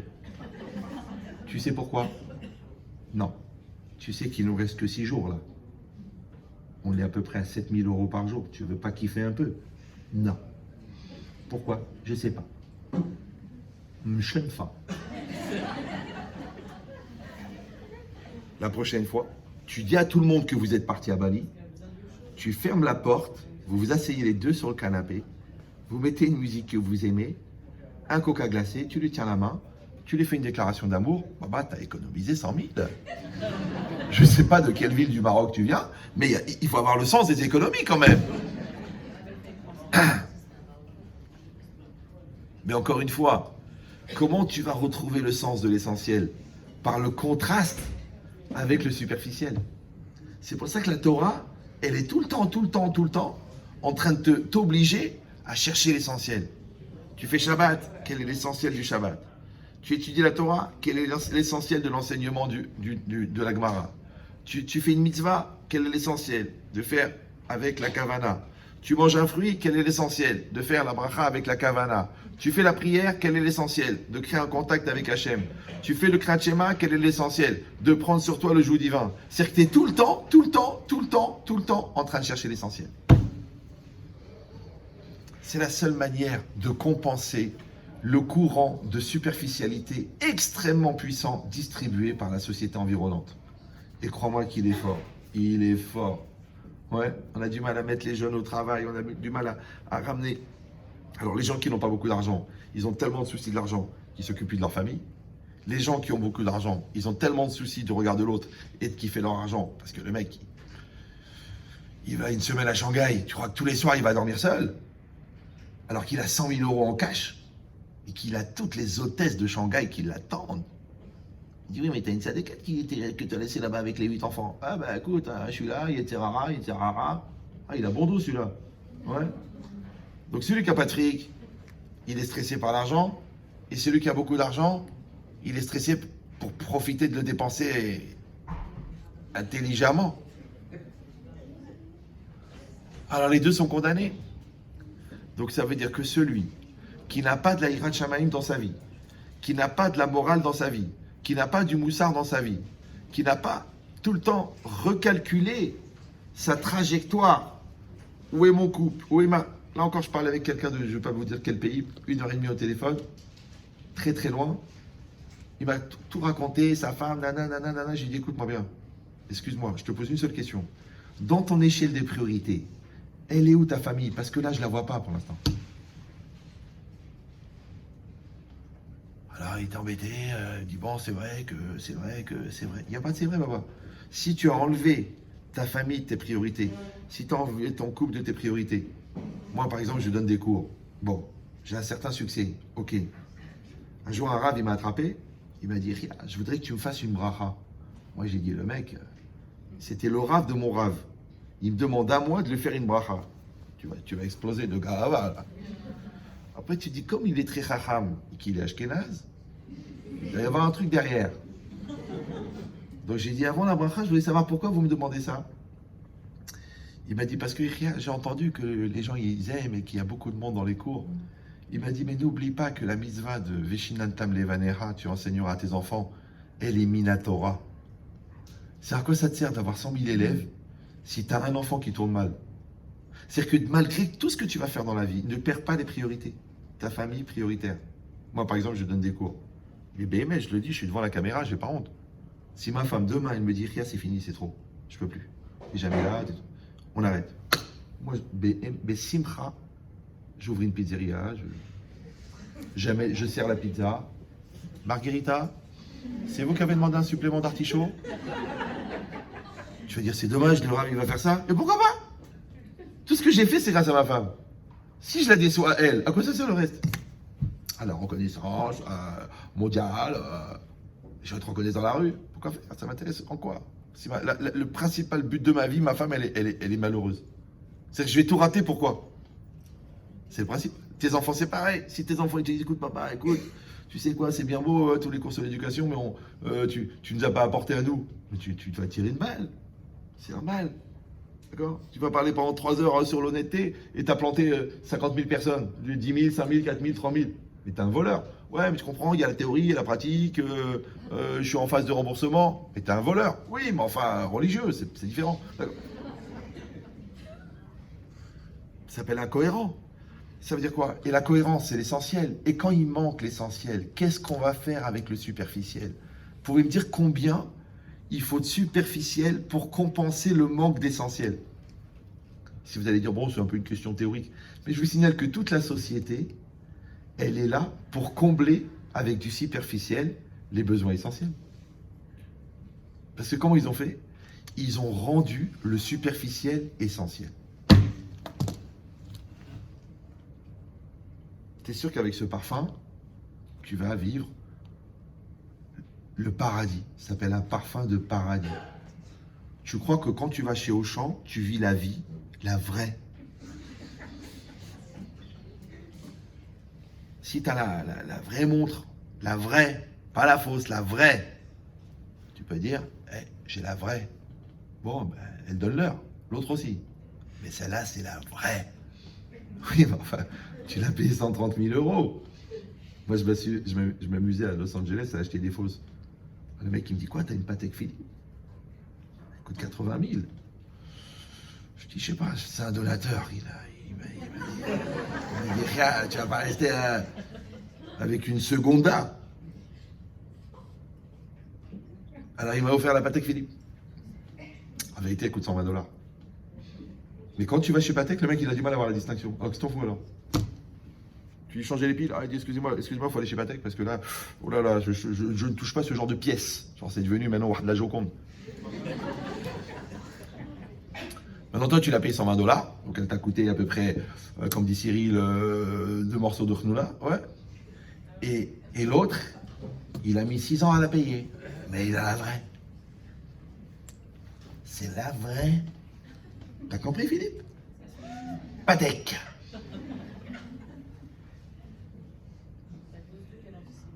Alors l'autre, il a passé sa vie à payer la maison. Manque de peau, il est mort le jour de l'inauguration.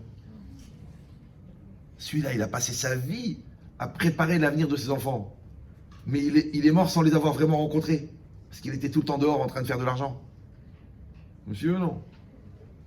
Donc ça veut dire qu'à un moment ou à un autre, et c'est ça la société, elle fabrique en masse du superficiel dans l'espoir qu'on perde le sens de l'essentiel. Mais tu ne peux pas le perdre le sens de l'essentiel, parce que le sens de l'essentiel, il est vital.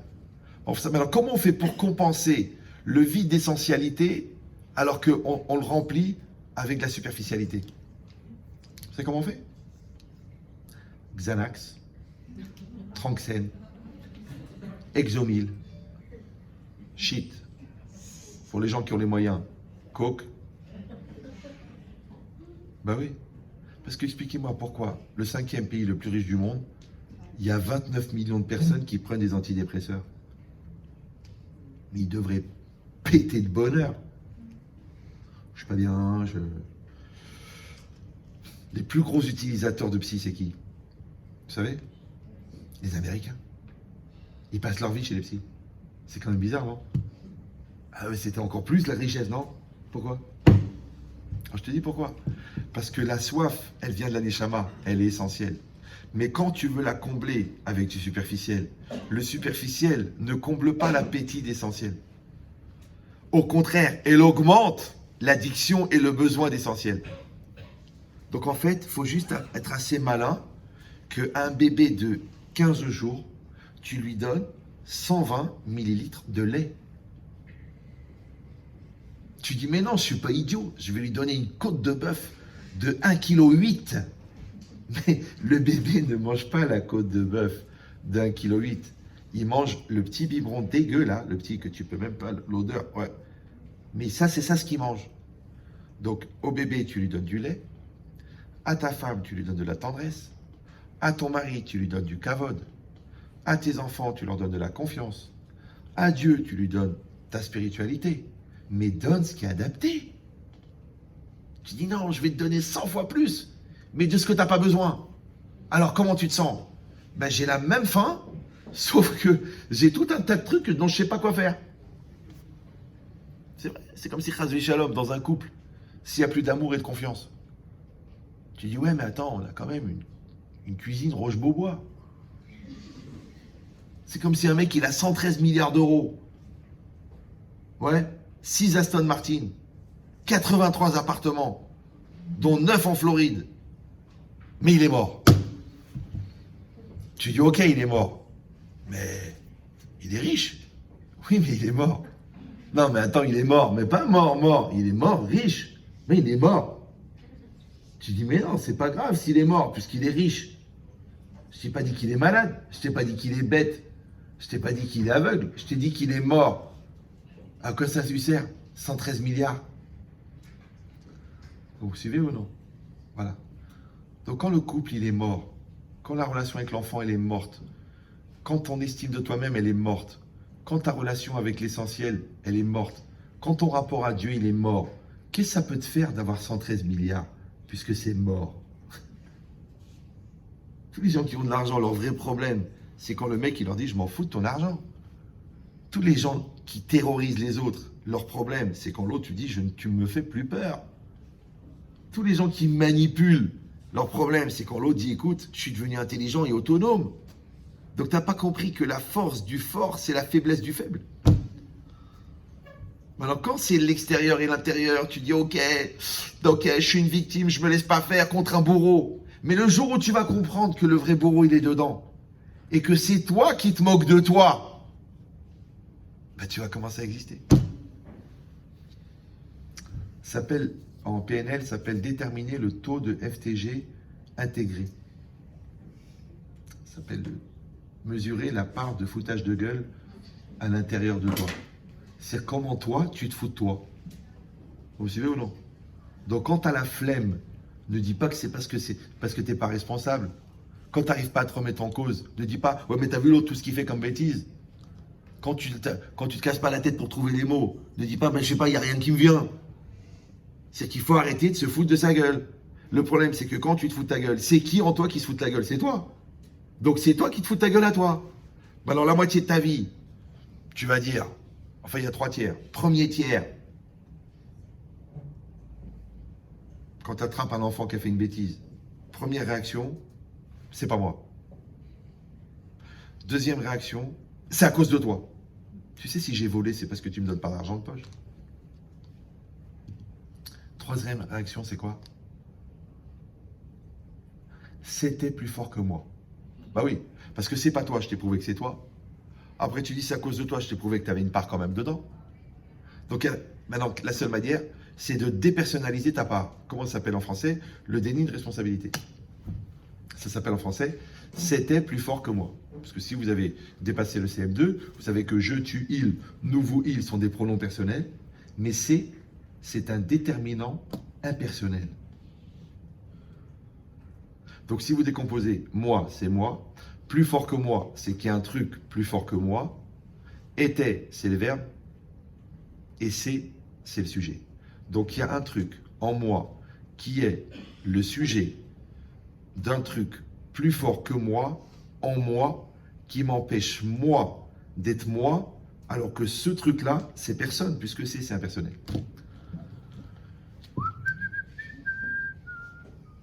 Ça veut dire en français, peut-être que tu peux reprendre le volant.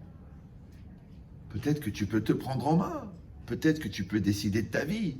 Peut-être que tu peux ramener le da'at au bon endroit.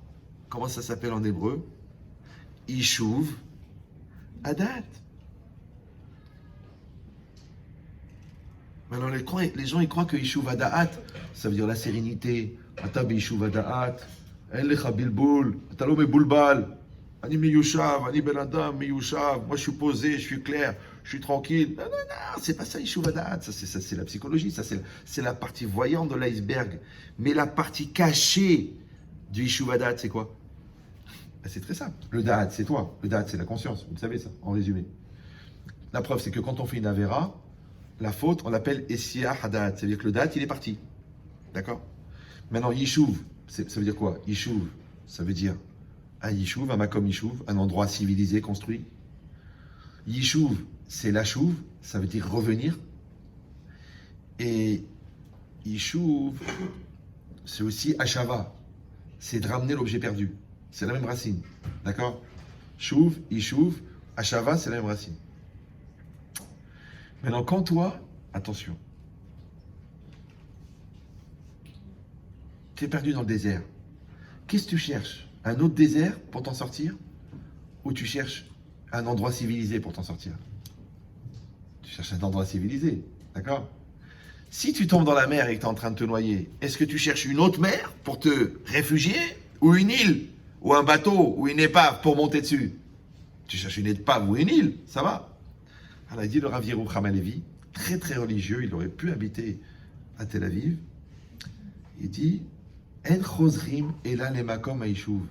On ne revient que dans un endroit qui est civilisé, d'accord? Qui est construit, qui est établi, qui est posé. Ça va?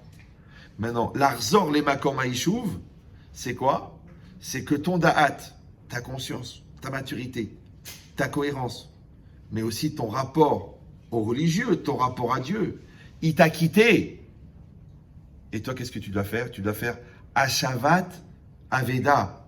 Tu dois ramener l'objet perdu. Le Zohar, il dit Ashavat Gezela. Tu as volé la Neshama de Dieu et tu l'as emmenée avec toi. Tu dois la ramener à son propriétaire. Maintenant, puisque on ne revient que dans un endroit qui est civilisé, donc tu dois ramener la Neshama, donc tu dois ramener le Da'at, je veux dire, dans un makom civilisé. Comment il s'appelle le makom? Haïshuv. Donc ramener le Da'at au makom Haïshuv s'appelle Ishuv Adat. Ça va? Super. Mais le problème, c'est que si tu n'as pas créé le makom Haïshuv, donc il va revenir où le Da'at? C'est comme si tu marches 25 km dans le désert en espérant trouver un téléphone, et quand tu arrives, la ligne est coupée parce que le mec, il n'a pas payé l'abonnement. Oh, tu dis, c'est de la folie. D'accord? Tu meurs de soif en plein désert, et tu trouves un puits. Oh, d'où la Shem Kitov. Et tu jettes le seau et t'entends. Poc. Oh, tu dis, mince, il n'y a pas d'eau. Ça va? Si tu as rendez-vous avec quelqu'un, et tu arrives au rendez-vous, il n'est pas là. Tu dis, ah! Ah, tu dis, dis-moi, il y a quelqu'un? Ah, tu dis, ah, excuse-moi, écoute bien. Il dit, il n'y a personne, j'en ai bien peur. Maintenant, je vous dis ça et après, je vous laisse tranquille. Parce que je sens qu'il y a des gens qui prient pour que je m'étouffe. Non, je rigole. C'est bien plus grave. Il dit Rav Yerucham Halevi. Écoutez, ça, c'est une très très grande phrase. Si j'avais l'occasion, je passerais tout un Shabbat avec vous, faire 8 conférences pour expliquer cette phrase. Mais quand vous êtes très intelligent, vous ferez le développement tout seul. Il dit Rav Yerucham Halevi En chosrim le makom haïshuv. Ouais, on ne revient qu'à un endroit qui est installé, Ishuv. Il dit Mazé makom haïshuv. Qu'est-ce que c'est l'endroit du Ishuv? Il dit, écoutez bien ça, Ze metziut Hashem shebelido shel adam. C'est la réalité de Dieu qui est dans le cœur de l'homme. C'est pas la réalité de Dieu, c'est pas la connaissance de Dieu, c'est pas le Sefer Torah, c'est pas la Yeshiva, c'est pas les mitzvot. Non, non, non, non, non. C'est la réalité de Dieu que tu as créée en toi grâce à l'accomplissement des mitzvot, grâce à la Yeshiva, grâce à la Teshuvah. Donc quand tu as créé cette réalité de Dieu en toi, et que tu fais Teshuvah, ça veut dire que tu vas prendre ton da'at qui est parti dans la bêtise, qui est parti dans la folie, qui est parti dans la sexualité, qui est parti dans le délire, qui est parti dans le gezel, et tu le ramènes au makom à Yishuv. Ça va? Super. Mais c'est valable s'il y a un makom à Yishuv. Je sais pas si vous... C'est que toutes les mitzvot qu'on fait, par exemple, c'est pour créer une réalité de Dieu en nous. Et si vous allez me dire, c'est pas évident, c'est très simple. Pourquoi on fait des efforts dans un couple? Tu sais pourquoi? C'est pas pour créer le couple extérieur. Bonjour, bonjour, on va à la bar mitzvah. Tiens, mets-toi pour la photo. Oh, quel couple, quel extraordinaire. Oh, quelle image. Non, non. C'est pour créer une réalité de couple dans ton cœur. Pour que quand tu es à 20 000 km et qu'elle t'a énervé et que l'autre te fait le clin d'œil, tu dis Chas v'shalom, je suis marié. Maintenant, quand toi tu dis Chas v'shalom, je suis marié, ça veut dire que tu as créé une réalité de couple dans ton cœur. Maintenant, comment tu as créé cette réalité de couple dans ton cœur? À force de gentillesse, de douceur, de petits déjeuners, de chèques, d'attention, de textos, de sympathie, de caresses. Tout ça, c'est pour fabriquer la réalité du couple dans ton cœur. Maintenant, tu peux rester 25 ans marié et ne jamais avoir créé la réalité du couple dans ton cœur. La preuve, du jour au lendemain, tu dis, c'est fini, je m'en vais. Tu vois avec l'avocat, je t'aime plus. Je dis, oh chérie, c'est pas possible. Tu peux pas rester 25 ans sur un chantier et il n'y a rien qui a été fait. C'est pareil, toi. Tu as fait 10 ans de fac, tu as un diplôme. Oh non, c'est pas évident, finalement, ça me plaît pas, ça me saoule. Et puis, je passais beaucoup de temps au café parce que ça me stresse. Et puis, au fond, je l'ai fait pour toi. C'est toi qui m'as dit qu'il faut être docteur. Attends, chérie, tu as passé 10 ans, tu n'as rien foutu. Ben non. Mais 10 ans, c'est énorme. Tu n'as pas un diplôme, rien. Mais je vais te dire pire, il y en a qui ont le diplôme et ils ne sont pas devenus médecins. C'est-à-dire que tu fais médecine, tu deviens médecin. Mais médecin, c'est dedans. Donc, tu t'occupes de ton couple, tu deviens marié, mais c'est dedans. Tu t'occupes de tes enfants, tu deviens parent, mais c'est dedans. Vous me suivez ou non? Donc tu pratiques la Torah et tu deviens dedans. Et bien le dedans, c'est la Metsiout Hashem que tu as créée en faisant la mitzvah. Ça va? Donc ce que tu fais, c'est dans le but de ce que tu deviens. Maintenant, si tu as fait beaucoup, mais tu n'es devenu personne, quand ton da'at il va revenir, quand tu vas reprendre tes esprits, quand tu vas prendre conscience, ouais, tu vas revenir où? Puisqu'il n'y a personne dedans. C'est comme des parents qui me disent, écoutez, Rabbi Chetrit, qu'est-ce que vous en pensez? L'enfant, il est en pleine crise, il fait n'importe quoi, il fait beaucoup de bêtises et tout ça. Alors je vais le casser, je vais le castrer, je vais le foutre dehors, je vais le maudire, je vais le pourrir. Je dis non. Parce que là, pour l'instant, il est dans sa crise avec son tatane. Il est dans sa crise avec le chic, il est dans sa crise avec Christine. Mais un jour, si Dieu veut, il va reprendre ses esprits. Et il va revenir. Mais où il va revenir si vous-même, qui êtes son repère, vous lui dites, je veux plus te voir? Tu dis, ouais, mais ça demande beaucoup de patience. Hein? Eh ben, le bon Dieu aussi, il a été patient avec toi. Rappelle-toi que tu as fait tchouva à 48 ans quand même. Donc lui, à 18, il lui reste 30 ans d'écart. Vous avez suivi ou non? C'est que toi, tu es le makom haïchouf de tes enfants. Ça s'appelle en français un référent. Un référent, ouais. Donc quand toi, tu as une engueulade avec ta femme, tu dis, oh, bah, 22 ans d'effort, gentillesse, douceur, 6 enfants en bonne santé, la bracha dans la maison, le sourire tous les jours. Tu dis, tu mets ça d'un côté du plateau, et de l'autre côté, tu dis, bon, elle a fait une bêtise. Ok, tu as un référent.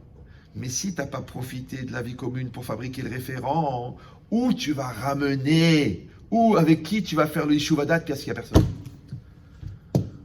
Donc vous avez compris, tout le challenge, c'est une espèce de course contre la montre. Le plus vite possible, il faut fabriquer l'homme juif en toi, il faut fabriquer le couple en toi, il faut fabriquer la maturité en toi, pour que quand il va arriver la tempête du Yetzer Hara, le tsunami de la folie, la crise de la voisine ou de la secrétaire, vous aurez assez de capital tous les deux pour vous regarder et dire « Attends mon amour, on ne va pas gaspiller ça, tout ça pour une poitrine. » Parce qu'en fin de compte, c'est ça. Hein. Je crois que c'est quoi, genre, il a découvert, il a rien découvert. C'est ça. Ouais. Ah, d'accord. Pourtant, vous le sentez quand même quand il vous regarde comme un shawarma ou comme une cousine. D'accord. Donc, non, il y a le sens, il y a le rouge. Non, c'est vrai, c'est vrai. Ça s'appelle le regard. Quand tu sens que le mal et le jeu de l'homme, ils se mélangent, ça s'appelle animal. Tu vois dans les yeux. Donc ça veut dire quoi? Restez concentrés parce que j'étais censé finir, parce que ça fait 1h36. Normalement, à partir d'1h15, le cerveau il sature. Donc comme je viens pas souvent, donc j'ai rajouté un petit peu. Mais je voudrais conclure, bien que je n'ai pas fait du tout le cours qui est marqué sur la feuille. C'est pas grave. Le bon Dieu, il a écouté avec vous. Donc, juste ça, c'est de comprendre, parce que ça, c'est un grand yesod que j'ai développé à Rosh Hashanah, mais qu'on peut écouter toute l'année. C'est qu'en fin de compte, il faut fabriquer ce Makom Haïchouv. Maintenant, ce Makom Haïchouv, on a dit qu'il vient de la racine aussi Hashava. Vous vous rappelez? Et qu'est-ce qu'on dit tous les jours, 2 fois par jour, 3 fois par jour dans la prière? Dans la ligne les Shaber, Vayadata Ayom, Vaashevota Elevavecha. Donc ça suffit. Non seulement qu'il faut apprendre la Torah, Vayadata, et après il faut appliquer la Torah. Ouais. Et après, il faut Ashava la lève. Il faut que la résultante de tout ce que tu vis, ça soit ce que tu deviens. Mais si tu ne ramènes pas la chose à ton cœur, c'est-à-dire à ton intériorité, à l'endroit où il y a le da'at. Donc des fois, tu as des gens qui sont très performants. Tu vois des gens qui ont fait une grande réussite, mais ils n'ont pas profité de ça pour faire le travail intérieur, qui est le fondement. Pourquoi? Parce que dans ton cercueil, on ne va pas mettre tes immeubles, on ne va pas mettre ta famille, on va mettre toi. Et ton corps, il va dépérir. Donc qu'est-ce qui va rester? Il va rester ta personne. Et ta personne, c'est quelque chose d'éthéré. Ça s'appelle en français ce que je suis devenu. Donc à 120 ans devant le bon Dieu, on ne présente pas ce qu'on a fait, on présente ce qu'on est devenu. Vous me suivez ou non? Maintenant, si je n'ai pas profité de ce monde pour devenir, si je n'ai pas profité de 25 ans de vie commune pour créer une image de mon conjoint en moi, si je n'ai pas profité de 15 ans d'éducation des enfants pour développer chez moi ma conscience parentale, si je n'ai pas profité de 40 ans de travail pour développer la conscience professionnelle, donc il n'y a rien dedans. Donc c'est comme je cours dans le désert, et quand j'arrive, je vois que le téléphone il est coupé. Et je marche 10 km avec la soif, et je vois que le puits il est vide. C'est ça la vraie frustration. Ça va? Maintenant, je dis et je répète, le meilleur outil de ce qu'on appelle l'opportunité existentielle, c'est l'autre. C'est pour ça qu'Hachem, il est plus makpid sur les mitzvot ben Adam la Chavero que ben Adam la Makom. Pas parce que Dieu il est gentil, et parce que Dieu il est amour, et Dieu il est tolérance, et Dieu il est réformiste. Non. Parce que c'est très très dur de s'approcher de ce qu'on ne voit pas. Donc c'est très dur de se rapprocher de Dieu. Donc c'est plus facile de se rapprocher de ce qu'on voit que de ce qu'on ne voit pas. Maintenant, le jour où tu vas comprendre qu'en allant vers l'essence de l'autre, tu es exactement dans le kivun de Dieu, c'est comme s'il y a un paysage comme ça. Je dis, tu vois le léopard? Je dis, j'arrive pas à le voir. Je dis, tu vois le baobab? Ouais, regarde, prolonge. Ah ouais, je vois le léopard. C'est comme si l'autre, c'est le repère de Dieu. Ça s'appelle Tselem Elohim dans la Chassidut. Donc tes parents, c'est le repère de Dieu. Ton conjoint, c'est le repère de Dieu. Les autres, c'est le repère de Dieu. Les gens qui te font du bien, c'est le repère de Dieu. Les gens qui te font du mal, c'est le repère de Dieu, parce que des fois, Dieu t'envoie la tréha. Maintenant, si tu es capable de voir Dieu derrière la réalité, derrière l'autre, alors tu vas te rapprocher de lui. Ça s'appelle en français le sens de l'essentiel. Mais si tu t'arrêtes en chemin et tu crois que quand tu vois le panneau Paris, tu dis quoi, c'est ça Paris? C'est ça la capitale du monde? C'est ça Paris? Tu dis non, ça c'est juste le panneau pour indiquer Paris. Alors un jour tu vas comprendre que tes parents c'est un panneau pour indiquer Dieu. Ton conjoint c'est un panneau pour rencontrer Dieu. Tes enfants c'est un panneau pour aller vers Dieu. Les tefilines c'est un panneau pour aller vers Dieu. La synagogue c'est un panneau pour aller vers Dieu. Mais si tu t'arrêtes, ce qu'on appelle en français tu tombes dans le panneau, c'est dommage, tu as raté le principal. Parce que tu n'as pas fabriqué cette Metsiout Hachem, cette réalité de Dieu en toi. Alors je dis, l'autre, quand il te remet en cause, et l'autre il t'oblige, et l'autre il a des attentes, et les devoirs que tu as envers l'autre, ça c'est ça. Pour ça que le Messias Técharim, il dit que quelqu'un qui n'arrive pas à aimer l'autre, il ne pourra pas aimer Dieu. Vous me suivez ou non? C'est pour ça que la Gemara elle dit que celui qui n'arrive pas à respecter, à craindre ses parents, il ne pourra pas craindre et respecter Dieu. Parce que si déjà ce que tu vois, tu n'arrives pas à le respecter, alors ce que tu ne vois pas, comment tu vas faire? Donc vous avez compris que, en fait, la réalité, c'est un ensemble de repères pour que moi, je me déplace dans l'invisible. L'invisible, c'est Dieu, ouais, et le visible, c'est la réalité. Maintenant, comment on appelle se déplacer dans l'invisible, en se servant de repères visibles?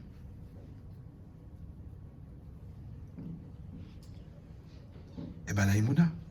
C'est ça, la Emouna. Ça s'appelle la religion. La religion, c'est de se déplacer dans l'invisible en utilisant des repères visibles. C'est-à-dire que quand tu mets les téfilines, ouais, tu parles à l'invisible. Quand tu fais l'armida, tu parles à l'invisible. Quand tu manges cachère, tu dis, attends, personne ne me regarde, je vais me taper une religieuse. Un gâteau. Vous avez réagi comme des éclairs. D'accord. Donc tu dis, personne ne me voit, mais c'est pas cachère. Je suis à 4000 km du premier juif, mais le sandwich, il n'est pas cachère. Et j'ai faim, et je ne mange pas parce que Dieu me regarde. Eh bien, imagine-toi qu'au moment où tu dis à la serveuse, non, non, merci, je prends rien avec mon café, il y a un mec qui tape dans le dos. Attends, hein. Tu as 1800 km de Hong Kong. Tu es dans une zone industrielle jetée là-bas, à Cheng Wingwick. Et le mec, il dit, Moshe, oh, t'es là, ça me fait plaisir. C'est que tu crois que personne ne te voyait, il y avait un feuge à côté. Et s'il y a un feuge, Kalva Hamor qui a Dieu. C'est comme le mec qui a tout organisé son adultère. Il a pris d'un petit hôtel comme ça, en bordure de route, là-bas, à 500 km de Carpentras. Il a dit à sa femme qu'il est à Amsterdam pour un stage pour la société. Et au moment de faire rentrer Catherine dans la chambre, il croise son beau-père dans l'escalier. Il dit, mais papy, mais qu'est-ce que vous faites là? Eh ben, il dit, je partais à Carpentras, j'ai crevé un pneu, j'avais pas où dormir, je suis venu dans cet hôtel. C'est le bon Dieu qui te l'a envoyé. Parce qu'il y a l'art contemporain, l'art cubique, mais il y a l'art Chouma aussi. Donc le bon Dieu, il a dit, vaut mieux que tu souffres ici que de souffrir là-haut. Mais quand toi, tu n'as pas besoin du beau-père, et tu n'as pas besoin du gars qui te tape dans le dos, et tu n'as pas besoin du rabbin qui te tire les oreilles, parce que grâce à Dieu, tu as développé ta conscience juive, tu as développé ta Hirat Shamaïm. Donc tu es en autonomie. Si tu es en autonomie, ça veut dire que tu as Dieu devant toi. Si tu as Dieu devant toi, quand tu vas mourir, tu ne seras pas surpris de le voir, parce que tu l'as cherché toute ta vie. Voilà, Hazak Obaour.